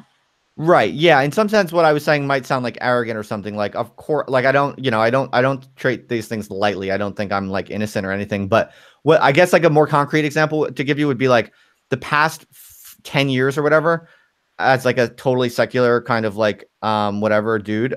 I would feel guilty all of the time for something as simple as like not working enough. Like I have this kind of like hyper productivity narrative where I have to be like really productive. And if I don't work really, really hard every day and I don't achieve like a certain amount of writing or something every day, I'll experience that as guilt, as like ethical heaviness, as an ethical kind of failure. It's just how my brain processes it. And like, but when you go to confession and you actually just pay attention to the few big things that you've invested this authority with, guiding you on what you're allowed to do and what you're not allowed to do, and you hold yourself to those big things, all of a sudden you're like, okay, here's what I've done badly. But actually, if I didn't work as hard, if I like wasn't quite as productive as I wanted to be, that's not a sin. Like it's like, but secular people often experience these mundane things as essentially like a kind of sin. Like they process it and experience it as a kind of sin. So yeah, that's just my kind of long rant about how like strangely, the entire like institutional spiritual machinery that is the Catholic model to me is like this kind of genius way to put all of the heavy stuff into this authority precisely to make all the rest of life much lighter is the way that I see it. Yeah, come to me for my burden. My burden is light and my yoke is easy? I think that's how it goes. But yeah. Oh yeah, that's a good one. You've had many good like one-liners in this. I like that. I appreciate that. All the tweeting. It's like a habit. It's practice. Yeah. Anyway, I'm ranting, but I should focus it more on you. By the way, are you getting tired? I know like I don't know if you work today or whatever. I don't want to keep you too long. No, my leg hurts a little bit. So there we go. I'm fine now. Adjust. Yeah. Are you tired? What time is it over there? I'm getting there, but I'm not in any rush. I'm finding this stimulating. It's now 1 a.m. here, but I've been staying up late lately, so okay. Whatever. There you go. I've been trying to get up at 5:30 every day. Oh yeah? Every day?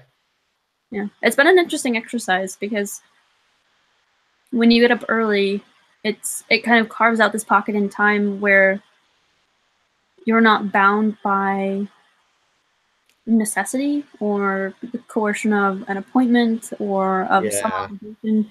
And it's really interesting because it's completely voluntary time. And you can give that time to anything. So once you kind of like force yourself to wake up, you're free for a little while. Definitely. Yeah, no, I love waking up early when I can do it. I think my chronotype is the other kind though. Yeah. When did you Oh, go on. Sorry. No, I was just like, yeah, I stay up late. Sure. Yeah. When did you start blogging?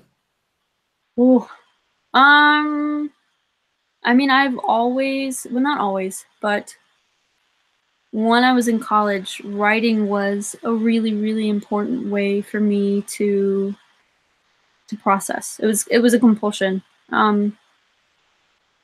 because I had a lot of information that I needed to integrate and to reconcile myself with. And one of my professors said that I like bled into my papers. So all of my papers were basically me kind of struggling with some critical issue. So I guess I would say, I mean, the blog as it is now, I don't regularly update it, and it's only been around since, I guess, 2016, only a couple of years. But I mean, I've always been writing something. I used to like sit in a graveyard near my college campus and like smoke cigarettes and write crap. It was like really emo. Do that's cool though. No, nothing wrong with that. Are you I had my emo phase too for sure. Do people on the right give you crap for like the alcohol and the and all of that and drugs and stuff? Oh yeah. Like I get called a slut online, Really? and oh yeah, slut and heretic, and um, Yeah, but don't they want like young women like you to like make Catholicism cool? Or do they don't want that? that's a weird thing. So like, um, I I've always been fascinated by kind of grotesque, violent expressions. I think maybe because I'm kind of a grotesque and violent person, and so my faith has usually taken that form. And I think that's really important to reconcile, especially as the church begins to kind of grapple with a lot of issues that are pretty central to like the authority structure, and to grappling with a new generation. So, like the boomers, for instance, are going to want somebody to make faith cool again, but they don't. I actually don't think they want somebody with tattoos who swears. They just like want somebody to break dance like the kid at the synod. Um, and but I would definitely hope, multiple times online I've been told that I'm very candid, and that's deliberate because I think radical honesty about who you are and where you come from is going to be key, because if you withhold important parts of yourself and what you're struggling with, then I think it's a lie by way of omission to the people with whom you're striving to become a saint. Definitely. I like that. I agree with that. Definitely. I think like I I'm I used to call myself a secular Catholic because like there were just too many kind of questions about the religious kind of like position that I couldn't quite answer to myself enough to feel like I could say with good conscience that I'm an actual Catholic. And then I decided I would start getting back into it because I felt drawn to it. Intellectually as well as I guess emotionally or spiritually or whatever you want to call it. But it's always been very puzzling to me. Like, and I think it always will be puzzling. Like, I'm just that type. I'm just a very skeptical person. I'm very like analytical, and I'm also just like very, I don't know, unstable and like intellectually unstable. I like thinking a million things a day, and I like that kind of um, attitude towards the world. And like, I sort of realized that I would, if I waited until I fully completely understood it, I would never like make any steps forward to being like a good Catholic, which I think I aspire to be. Like, I want to be a good Catholic. I desire to be a good Catholic. I just desire to live truly. And I believe that Catholicism is, as far as I know, the most kind of correct approximation or statement of what a true life should look like. So I want to be Catholic, I believe. And that's genuine, but I'm just like imperfect, and I move slowly, and my mind is chaotic, and I'm going to try to figure it out, but that's like the best I can offer anyone. Like, I feel like the best I can offer is to try my best to move to the direction I believe is the right one, which I think is Catholicism. But I can't just pretend tomorrow I'm already there. Like, No. I have puzzles. I have like things I don't fully understand that I can't fully explain about it. But what I can offer is to just relate that puzzling honestly. Like, I can write about that. I can say where I'm at with that. I can say what I think I want, what I think I believe, where I'm trying to go. And I think that's basically, I think Catholicism basically names all of that, and I'm doing my best. But probably for the rest of my life, it's going to be like a pretty fuzzy, imperfect picture of what that involves. But I feel like it, and I think this is what you're saying. It might be, I don't know. But to me, if I just do that as honestly as possible, and I share frankly what that looks like to me as honestly as I possibly can, then I'm doing the best service I possibly can to the church and to to Catholicism that I can come up with. I don't know. Yeah.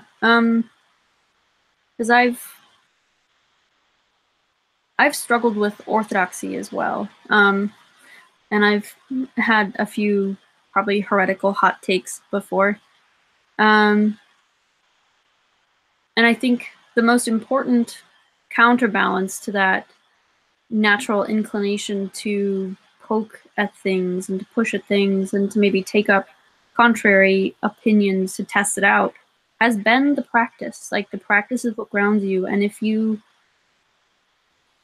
love God and cling to him and turn to him in a practical sense, he will show you what is true, because the good and the true and the beautiful are united. And that's been pretty dope. Like, Hell yeah. yeah, Yeah. it's fucking, yeah. That's awesome. That's really nicely put. That's really cool. Yeah. Huh. I was just gonna ask you something, but I forgot. Oh, have you ever read Simone Weil? Yeah, actually, I have a stack of books underneath my laptop, and Simone Weil is on top. Yeah, she's like one of my faves. She's kind of seductive in a negative sense, though, because I find it really, really easy to romanticize the idea of suspension. Like tell people what you mean by that. So on one hand, you have the thesis that love commands commitment, right? Love is fulfilled in an oath of some sort. And then on the other hand, you have kind of this compulsive dedication to checking to see if what you love is fitted properly for love, like if it's true. And Simone Weil captures kind of the like exotic anguish of being someone caught just outside of belief, right? You love something, but you don't quite believe it yet.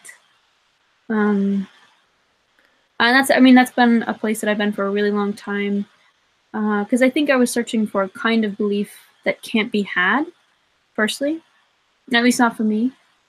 And so, for me, at least, she represents a kind of temptation to exoticize a lack of commitment. Okay, yeah, I see. So for listeners who don't know who we're talking about, so Simone Weil she was actually born Jewish, and she's a early 20th century French woman, philosopher in kind of the generation of Jean-Paul Sartre and Simone de Beauvoir. And she basically, what you're referring to, this is basically what you're just saying, but for people who don't know at all who we're talking about, she basically became very drawn to the Catholic Church, very, very pulled into Catholicism. And I mean, by any indication, she was like more Catholic than most, official, self-described Catholics in, like America right now or something like that. Like she was obsessed with basically the Catholic Church and loved it to death, and was an extremely, devout person. But she ultimately decided that, her kind of mission, or her kind of unique place in it all, was to remain outside of the church. And so she never kind of took that final step to communion with the church. And she had her own kind of elaborated thoughts on why she made that decision. But that's just for people's backgrounds. That's what you're referring to, this idea of suspension, which, by the way, you put very, very well. Oh, thank you. But you can see why I like her a lot, because I guess I identify with her ambivalence a little bit, maybe. Yeah. Has she been important to your own faith life, or? I would say so. Yeah, I would say she probably, more than anyone, more than any other influence, was like one of the major triggers to make me go back to Catholicism. Oh, wow. Yeah, just because reading her, just because I think there's something so irresistible about, I guess, like, her whole, I mean, I could not have described the whole like suspension idea better than you just did. I think you really kind of nailed it very elegantly.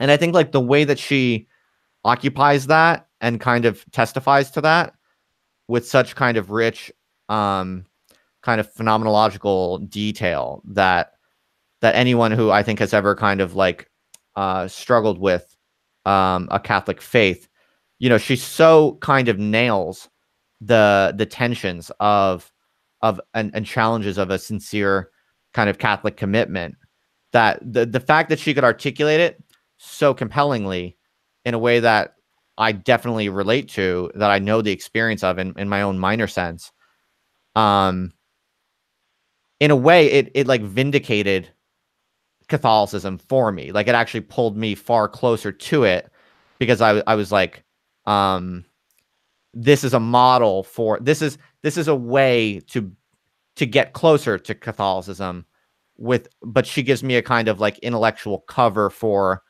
not for allowing myself to be imperfect in like the exploration back towards Catholicism. Yeah. And you know, I struggle to this day. Like, I mean, right now, the one of the things I'm thinking a lot about and kind of struggling with is like, am I being negligent by, am I too comfortable in the kind of somewhat distant kind of ambivalence that even I still have, even though I'm now kind of like, I'm back in, you know, I'm in good standing in the church in some sense, but are the kind of, is the suspended, to use your word, kind of like attitude of my own just perspective at this point, you know, am I kind of taking my time? Am I being negligent? Am I like hiding from something? Am I, should I be going forth into it with a little bit more fullness? And am I guilty of not doing that? And I don't know, maybe some more orthodox, more traditional kind of like Catholics would say that, you know, someone like Simone Weil is just having this negative influence of allowing me to feel justified in my hesitations.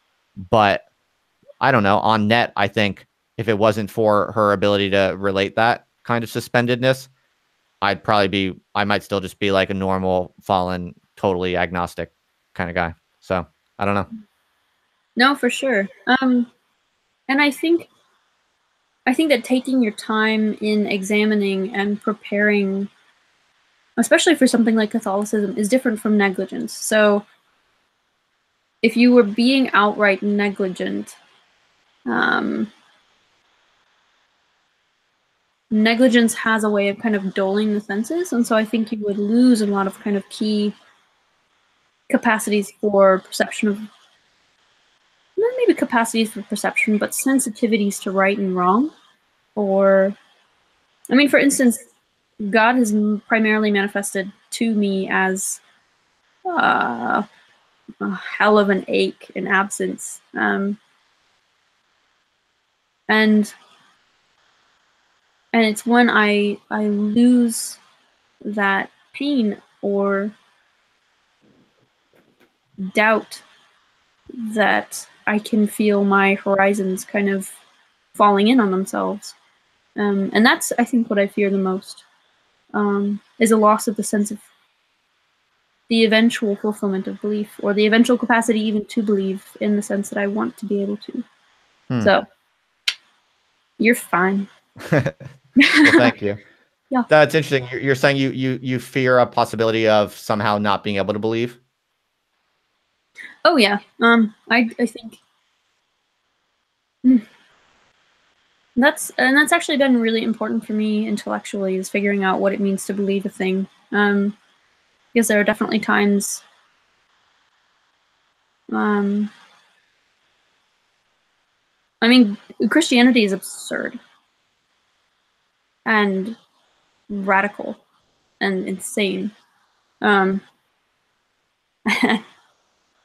are times when that comes home, and there are times when I am less prone to kind of overcome my natural skepticism and love in spite of my inability to believe in the sense that I want.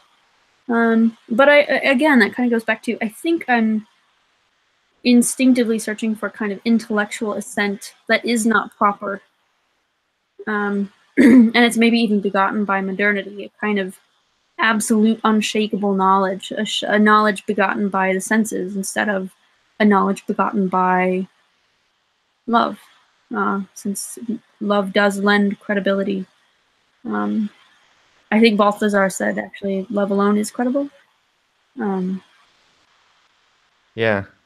Mhm. That's really well put. Like that's definitely me too. Like I realized that at a certain point. I think that that was kind of what I was saying before about how I realized like if I wanted to go back to Catholicism, if I was drawn to it, I realized at a certain point I like there would never come a day when I was going to finally be like sufficiently analytically convinced, you know, like and I realized that that itself was like part of my sickness, Yeah. basically.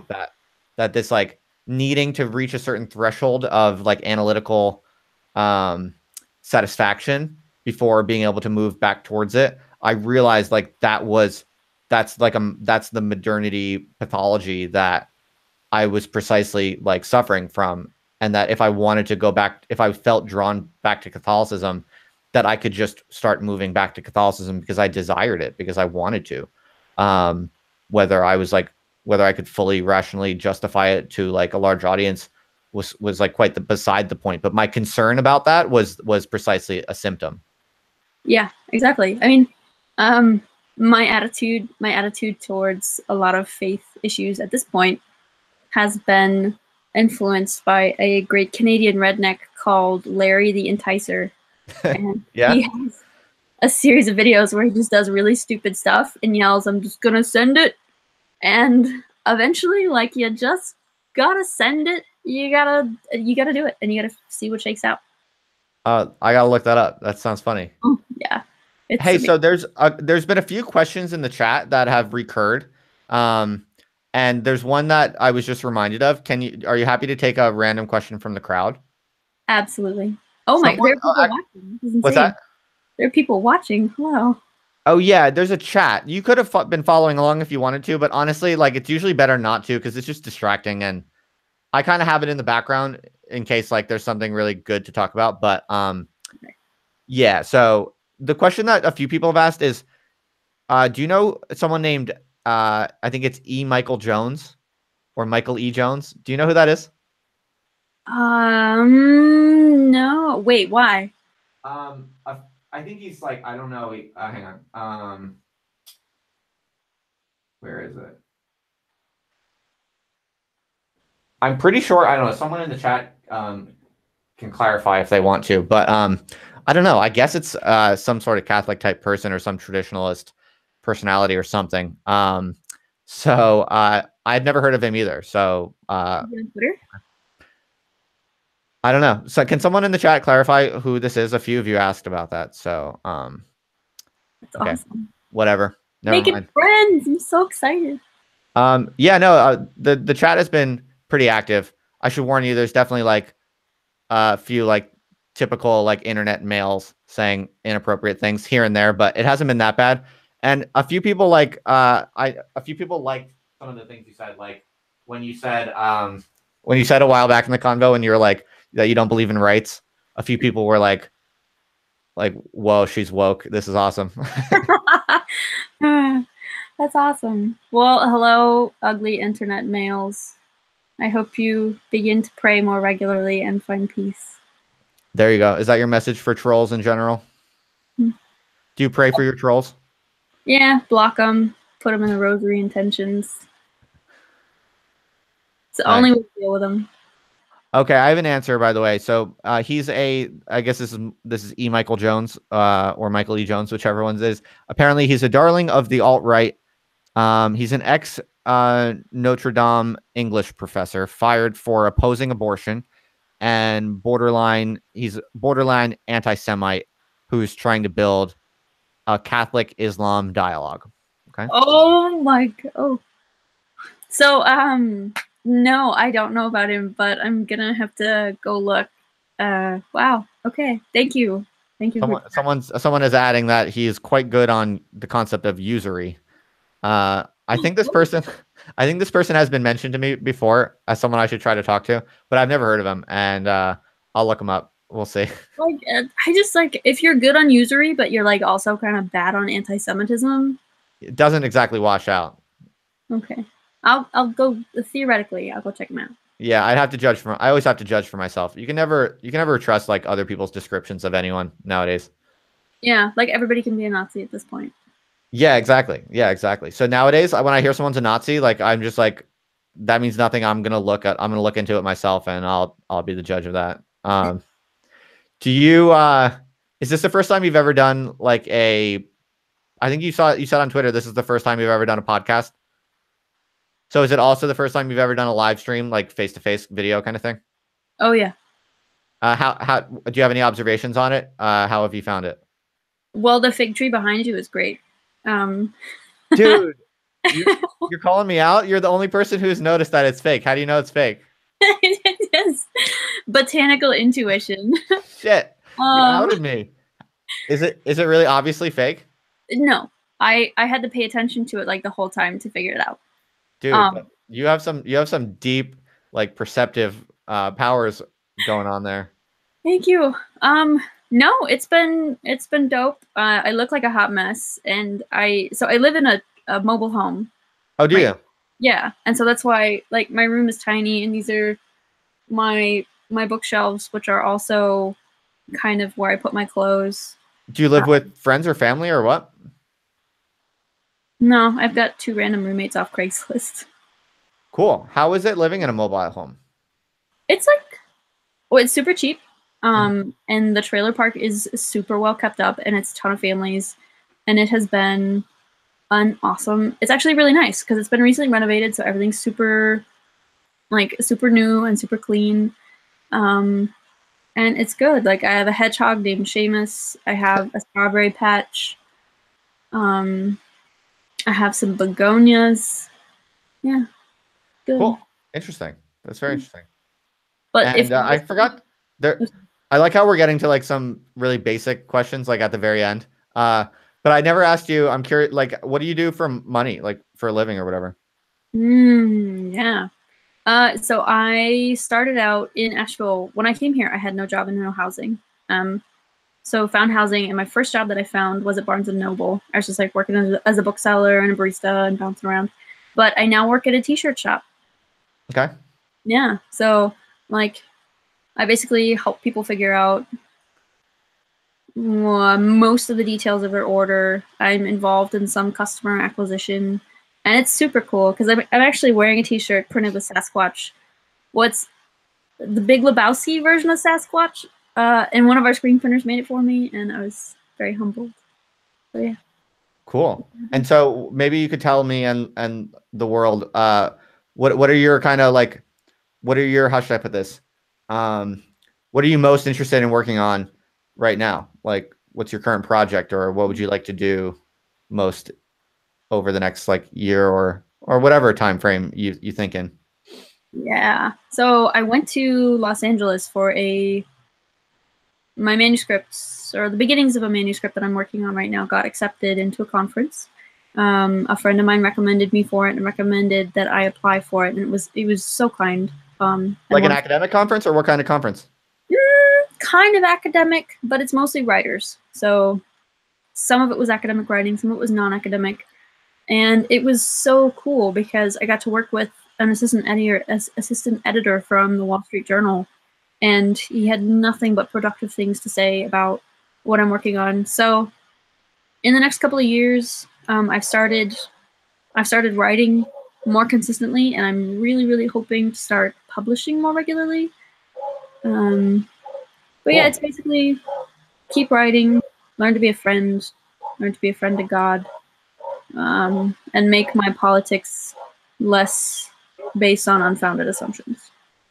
Okay, that's awesome. That's really cool. I feel like I'm really glad that people like you exist on the internet, and I'm glad you blog. I'm glad there are people like you who blog and who kind of represent on Twitter. And yeah, I think, and also it's been very fun to talk with you. You're very sincere, and I always really appreciate that.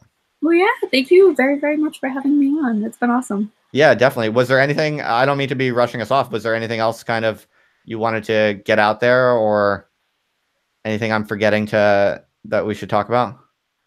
I mean, I would love it if anybody wants to talk to me. I think my handle is in the description of this video.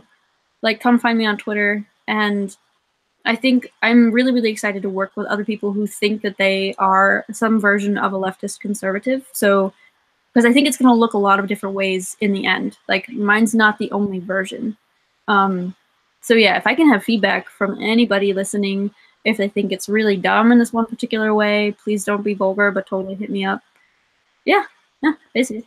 Nice. Yeah, I kind of see you as like a more like edgy version of Elizabeth Brunig. Do you know her?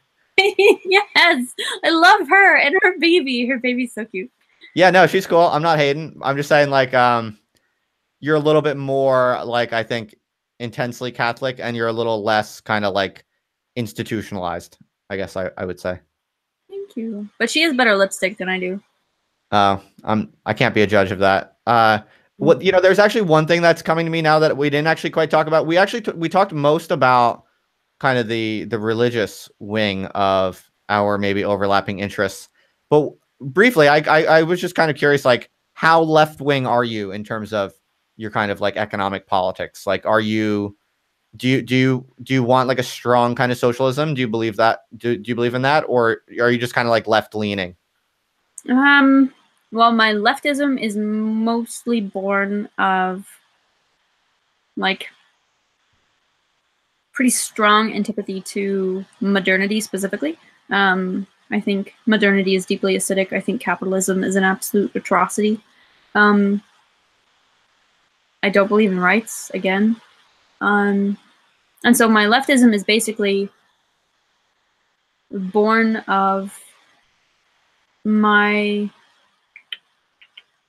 commitment to the idea that the human person is infinitely valuable and is more valuable than any economic profit they can either generate or any consumption that they may execute in the context of society. So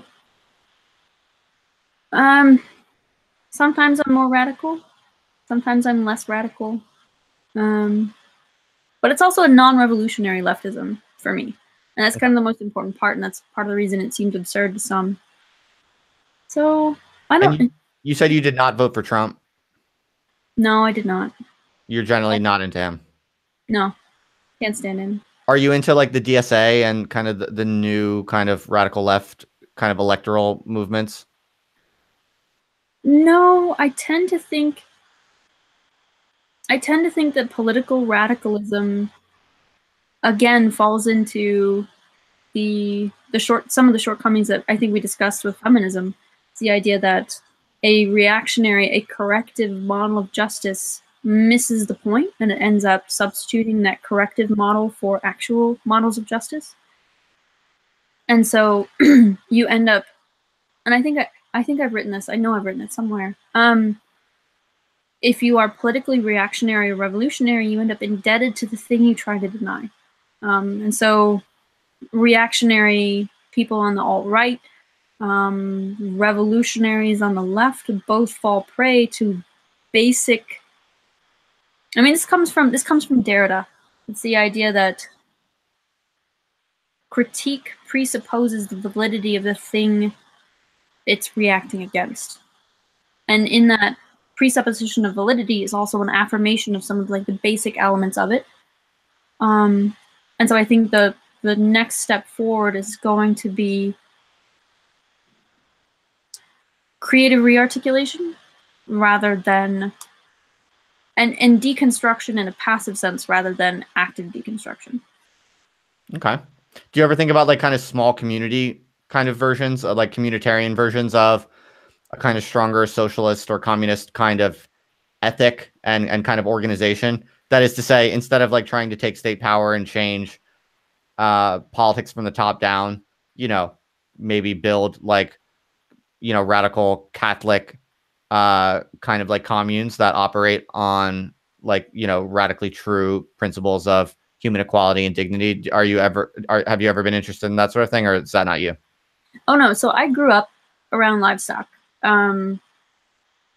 like cattle and horses and goats and sheep and dogs and everything. And so for a very, very long time, it's been a cherished hope of mine to start or become part of like a Catholic Orthodox, if not communist, like pretty intensely communitarian Yeah.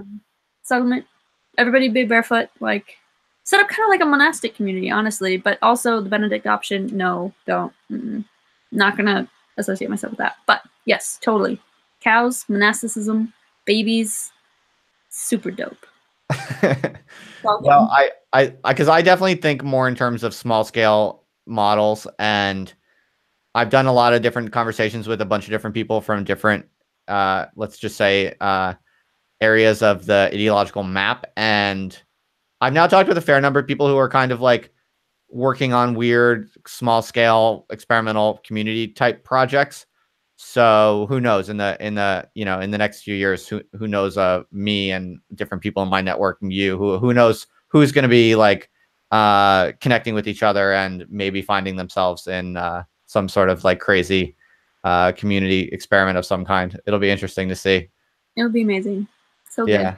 I'm with you. I think a lot about that kind of possible vision. Well, I think we covered a lot of ground, and this has been very interesting. And it's just been fun to get to hear a little bit more about like what you actually think and what you're all about. And yeah, like I said, I'm very grateful that people like you exist and are putting out your messages into the world. And yeah, thanks for coming on here and expounding at length about like how you see things. Yeah, totally. Thank you for having me on. And thank you too for this project. This is really, really cool. And I'm very grateful to be part of it. Oh, well, thank you very much. I hope you've enjoyed yourself. Absolutely. All right. Well, sleep well, Mr. 1:35 a.m. By the way, the little box that Google Hangouts shows me, it has your name on it. That's not supposed to be anonymous, is it? No, not really. It's not a super secret, is it? I don't think so. No, because people refer. Is it my full name? It's just your first name. It's all good. People might actually, it might just be how I see it. Like when it turns to video, other people may or may not see it. But I just wanted to make sure that's not like, you're not like doxing yourself, are you? Oh, no. Oh, no. I don't believe in internet anonymity, actually. I think it's kind of crappy. Yeah, I'm obviously kind of the same, but you don't really like plaster your name all over the place. So that's why I wasn't sure. Oh, yeah. No, like the TQ brand is strong. So gotta keep that going. So I can call you by your name right now? Absolutely. All right. So it was great to meet you, Sarah. It's good to meet you too, Justin. All right. I'll be in touch with you. I'll see you around the internet. All right. Bye. All right. See you later. All right. That was cool. Big thanks to Mrs. Trad Queen or Miss Trad Queen, Miss Sarah. I think I'm pretty pooped out. I don't know if I have much to add right now. I think that was fun. That was interesting. I don't have that many Catholics to talk with, so yeah, that was good. I want more Catholics on my live stream. I need to surround myself with a little bit more of that Catholic intensity. I kind of wish I could be as Catholic as she is. I think it's cool. And I just like the sincerity, and I like the I like that kind of intensity. I think something that I admire is like religion is kind of like the opposite of fashionable. It's like the opposite of kind of like impressive, prestigious, like high status thinking and speaking. That when people who are sincerely religious, just talk from the heart about what they think, and they don't really care how it sounds, like they, I like that. Like I think I don't know. I mean, I am a Catholic, and I think I do believe in God and in some sense. But you see, I can't say that without like qualifications. I can't say that without, amendments to it, and with a kind of cool, detached, hesitant distancing. And I think in part that's because I fear that it sounds bad. I fear that it sounds provincial or backwards or low status or something like that. I'm too proud in some sense, I think, to just say what I feel or want to believe. Or I just genuinely don't really have it worked out, which I was saying before, which I think is also the case. But my point is, I have kind of hesitations or hangups about how my religiosity is perceived, specifically how it's kind of unfashionable in like higher prestige circles. And yeah, so it's really refreshing to hang out with people who, yeah, just believe what they believe and they're proud of it, and they don't put qualifiers before and after, you know, everything they might want to say about religion or God. And yeah, I want to hang out with more people like that. And so that was cool. I'm sorry if there were some comments or questions in the thread that I didn't see or didn't respond to, but yeah, can't always get to everything. What else? Is there anything else? Everybody, I would just say stay tuned for the next live streams. I'll be doing a bunch of these. I'm now aggressively scheduling more and more live streams. So yeah, subscribe now, whatever. So you get notifications when I do more of these. Because yeah, I'm gonna be keeping on this kind of live stream trajectory that I found myself on. People seem to like them, and I find them quite edifying. So I'm gonna keep building it up. I think I really want to build it up, get more and more people, more and more interesting people. I am gonna do another one with the distributist. He's probably gonna be on here next time. We're trying to find a date for that right now. PewDiePie might take me a little while to get him to agree, but we'll see. I'm gonna do a live stream tomorrow night with Robert Mariani, one of the editors of Jacobite magazine. I'm probably Monday night gonna do a stream with Razib Khan, who is a geneticist and a blogger, and he's a PhD student, and but an all around like smart and kind of edgy internet persona. We'll see what he's all about. Seems like a cool dude. I've interacted with him a bit online. Definitely a real smart guy. And I think later in the week, I'm going to talk again with this guy, Benjamin Boyce, who I talked with recently. He's another just, yeah, smart dude, cool dude, nice guy.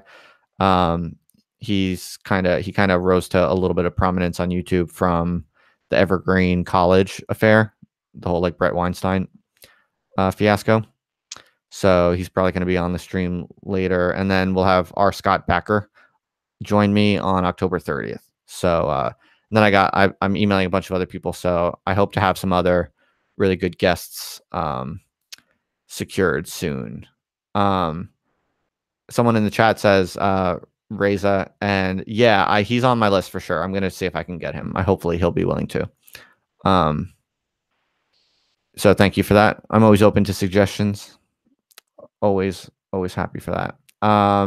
Yeah, as always, if you want to join the Discord server, just you got to shoot me a message on DM me on Twitter, or shoot me a message on some other thing, and happy to give you an invitation. All right, everyone, it's 1:41 a.m. and I am exhausted, so over and out. Thanks for hanging with me as always. And Nick B. Steves, I've interacted with him. I'll have to think about it. I don't know. I don't really know what his whole shtick is, and basically what I'm saying is I forget like how racist he is. I'm not like I'm not a purist, but I'm willing to speak with like quite edgy people, but even people who think some things I strongly disagree with or find highly objectionable. But yeah, I'm not like I'm personally just not very interested in talking with like actual racists. Like I don't know if Nick B. Steves is, though. That's what I'm saying. I have to look into it. Like when someone suggests someone who I don't know that well, I have to like go and kind of check to see like how racist they really are. So I'm genuinely not really interested in like racists. It's funny. I have to say that in like a weird way. Like that sounds sort of weird. Like to me, that kind of should go without saying. But the reason it doesn't is because like so many today, so many people are called racists who are not actually racist. So like what I've been all about is like I'm willing to talk with people who may have been called racist, but who, in my judgment, don't have actually objectionable racist viewpoints. But if in my judgment, it's someone who is actually just like quite racist in my judgment of what actual racism means, then yeah, I'm not terribly interested in talking with racists, to be honest. So no matter what, like all the left wingers say about me, like it's hilarious because like left wingers kind of like some anyway, kind of like think or sometimes say that I'm like that I talk with racists, but I actually generally steer clear of racists because I don't like racism and I generally don't like talking with or hanging out with racists personally. Um, so yeah, strange times. You never quite know who you're dealing with, and I think it's important to not have like really. I think it's important to not make decisions about who you talk with and who you hang out with. I don't. It's crucial that you don't make these decisions based on some line that someone else draws about who counts as good or bad. That's the crucial thing that you don't ever allow yourself to do. You have to be the judge of who is sufficiently unconscionable that you find them to be not worth talking to. Everyone has to draw their own lines in that regard. And in some sense, it's not even a moralistic judgment. It's just people should talk with who they're interested in, and people should seek out where they think there is knowledge and useful, attractive insight to be found. And generally, I'm like a genuinely anti-racist person, so I do have my own substantive lines about like whether I'm interested in talking with someone or not. Um, so yeah, I have to like I don't know when people get suggested to me as someone I should talk with. Um, I have to kind of like look into them and see like is this someone who is an actual racist? Because if they are, I'm not interested in it. So yeah, that's that. All right. My eyelids are actually shutting as I'm trying to finish these sentences. When I have a person on the other end, it keeps me alert and kind of focused. But now that it's just me, I am totally running out of steam. Thank you for the kind words in the stream. I will not be leaving my wife for any of you, but thank you for the kind words. Thanks to all of you who have been hanging out tonight. Geo, what's up? Skeptical Face, what's up? Joseph Autumn, been active in the chat all evening. Anyone here who's new from Trad Queen, thanks for hanging out. Always happy to have new people hanging around. Yeah, I'm feeling sleepy at 2 a.m. I just talked for like 2 hours. Difficult. You'd be surprised. And also I worked all day. Yeah, I might be on vacation, but I've been working every day from home on my own stuff. Oh, by the way, something I'll tell you real quick. I've done a lot of research. I've been asking my fans or whatever you want to call people who like all my shit. I've been asking them for input on what I should do more of and how I should focus my efforts, especially because my job is maybe, well, how should I put this? My career status is highly uncertain at the moment.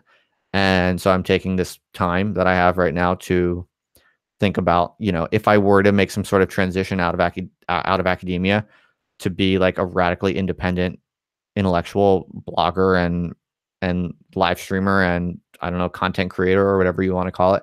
If I were to do that, what would it look like? And why not now, while I have some time on my hands, why not just start building it up and take a stab at it and see what it looks like? And so I'm doing basically research right now, asking people like you all and the people who kind of pay the most attention to all the stuff that I'm doing, and especially my patrons on Patreon. I've been basically asking people, what do you think I should do more of? What would you like to see me do more of? And also specifically, like what kinds of rewards could I give you, especially like on Patreon, for instance?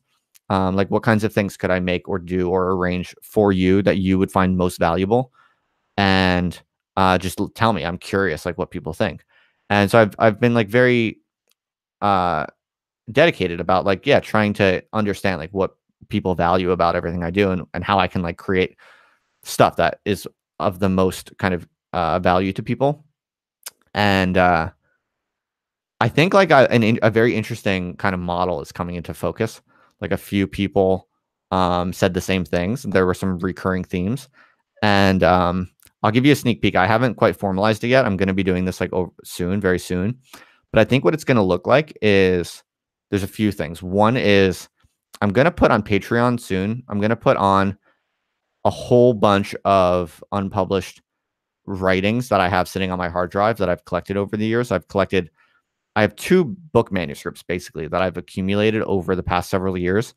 These are book projects that are like almost completed. It's a bunch of sections that I've written, and I just haven't quite ever had the time to like finish them and polish them up and send them somewhere to be published, and to put all the work in that takes and the time that takes. But I have like all of this content, all of these kind of ideas and writings that have accumulated on my hard drive that I've never shared with anyone before. And I think what I'm going to do is I'm going to put all of them, or like a good chunk of them, on Patreon and make them all available to people, for like a very small amount, like something like, I don't know, $5 or something like that. And it'll be basically like almost 2 full book manuscripts, almost 2 manuscripts of like just writings and content that I've kind of developed and accumulated over the past few years that's currently sitting on my hard drive.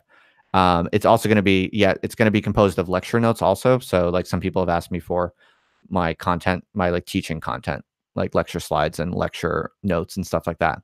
So I'm kind of thinking about those as one book project. I've kind of accumulated lecture notes as one book project. And yeah, so basically I think I'm going to make all of that available, on Patreon. So that's going to be one aspect of it. And then I think, and this is based on like what people have told me about like what they would be most interested in. So if you have different views, like definitely let me know. And the second thing is going to be the other like main thing I think that is kind of innovative, and we'll see if it goes anywhere or what. But again, based on people's request, here's the idea I came up with. I'm going to try to basically host a kind of graduate seminar, like the kind of seminar that you have in grad school. Basically, if you do like a graduate, if you were to do graduate school with me, for instance, like if I was your PhD supervisor, and you were studying political theory or political science or something like that, I'm going to host on the internet for anyone who's interested. I'm going to host I think it's going to be a monthly graduate school seminar, basically. And it'll be small groups. So the way that I'm imagining it, and like I'm just thinking about this, I'm just developing this now. So if you have feedback, definitely write me or let me know. But basically, here's how I think it's going to work, and you can give me feedback if you want to see something different. But here's how I think it would be the best. Once a month for like 2-hour sessions, let's say like a 2-hour seminar. It'll be small groups in each seminar. So like think 5 people, like let's say no more than 5 people in each seminar, just like a Google Hangout or whatever. 1 2-hour session a month. And the idea will be each person has to prepare something.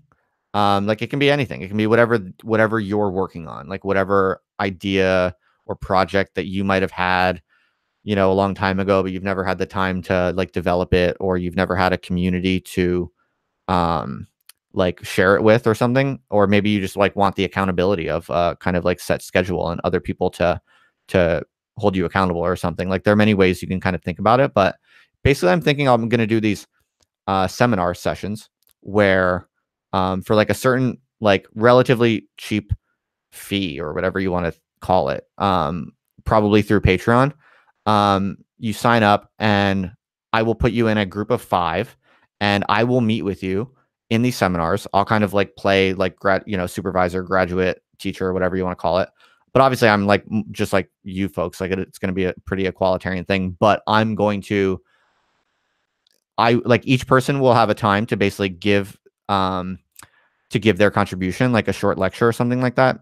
And I will be there in all of them, and I will listen, and I will give you my feedback, and everyone else will be encouraged to also give their feedback. So it'll be just basically like the same exact type of experience that you have in a seminar in a graduate school.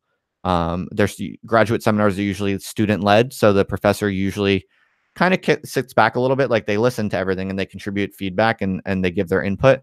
But most of the content of the seminar is the students like sharing their work and getting feedback about it. And so this is what I'm thinking I can do really well, because I am, I've run graduate seminars before, and I'm not like, I don't think I'm all high and mighty, but I have like, several academic publications, and I'm a legit, professor. So one thing I think I can really offer people that people would like is a kind of graduate seminar experience that's pretty cheap and really kind of like cool, really radical and free. Like you can say anything you want. You can present anything you want. I'm not going to judge it. I mean, I'll judge it in the sense that I'm going to give you feedback. I'll give you my honest feedback. But I'm not going to care about like political correctness. You can read or write about whatever you want, and you can share whatever you want. And I'll give you my honest feedback, and then the other seminar participants will give you their feedback, and everyone will get feedback, and you'll have a kind of monthly recurring graduate seminar type of structure to help you like work on the projects you want to work on and make cumulative progress on something, or present different things every time. And just like a fun, open, like radically free, but also high level and kind of sophisticated, hopefully, um, kind of somewhat scholarly, serious, high level intellectual kind of environment. And at the very least, I mean, I'm going to encourage other people to give their feedback to each other. Like it'll be a community type of thing, but I can't, like, I don't know what other people will do. Like if other people aren't interested in you or something, like who knows? I can't guarantee that, but I can at least guarantee that I will be there and I will listen closely, and I will give you, I'll give you my undivided attention, and I'll give you my honest thoughts about what you're doing. And I'll try to help if I can. And yeah, so that's my thought. Let me know if you have thoughts on that. If that sounds cool to you, let me know. If that sounds like slightly cool, but something about what I just said sounds stupid to you, let me know that. Because I'm just kind of trying to figure out what the coolest model for this kind of thing would be. So something like that, I think would be a really good idea, and it'd be useful, and it'd be fun, and it'd be worthwhile, and it's a way that I could possibly like use my genuine expertise and like I don't know, uh, to like give value to people, and maybe like carve out a little niche where people would actually find that like a very valuable thing in which they wouldn't mind parting with a little bit of money each month. So it's just an idea. I'm just experimenting, and yeah, I just thought I'd share that with you. I have not shared that with anyone yet. This is something I'm kind of working out the details of how I want to do it, and I'm going to be basically like posting this soon and making it available. It's like not a very it doesn't work. I'm not like starting a school or something. It's like quite simple, just decentralized, kind of imminent type project or experiment. So yeah, thought I'd share that with you all. So stay tuned, stay posted. Okay, I'm totally out of energy now, so I'm really signing off now. Thanks again. I appreciate your attention as always. Check back soon. We got some cool things coming up. Good night, everyone. I wish you the best. Good night. Good luck. Don't do anything I wouldn't do. Goodbye.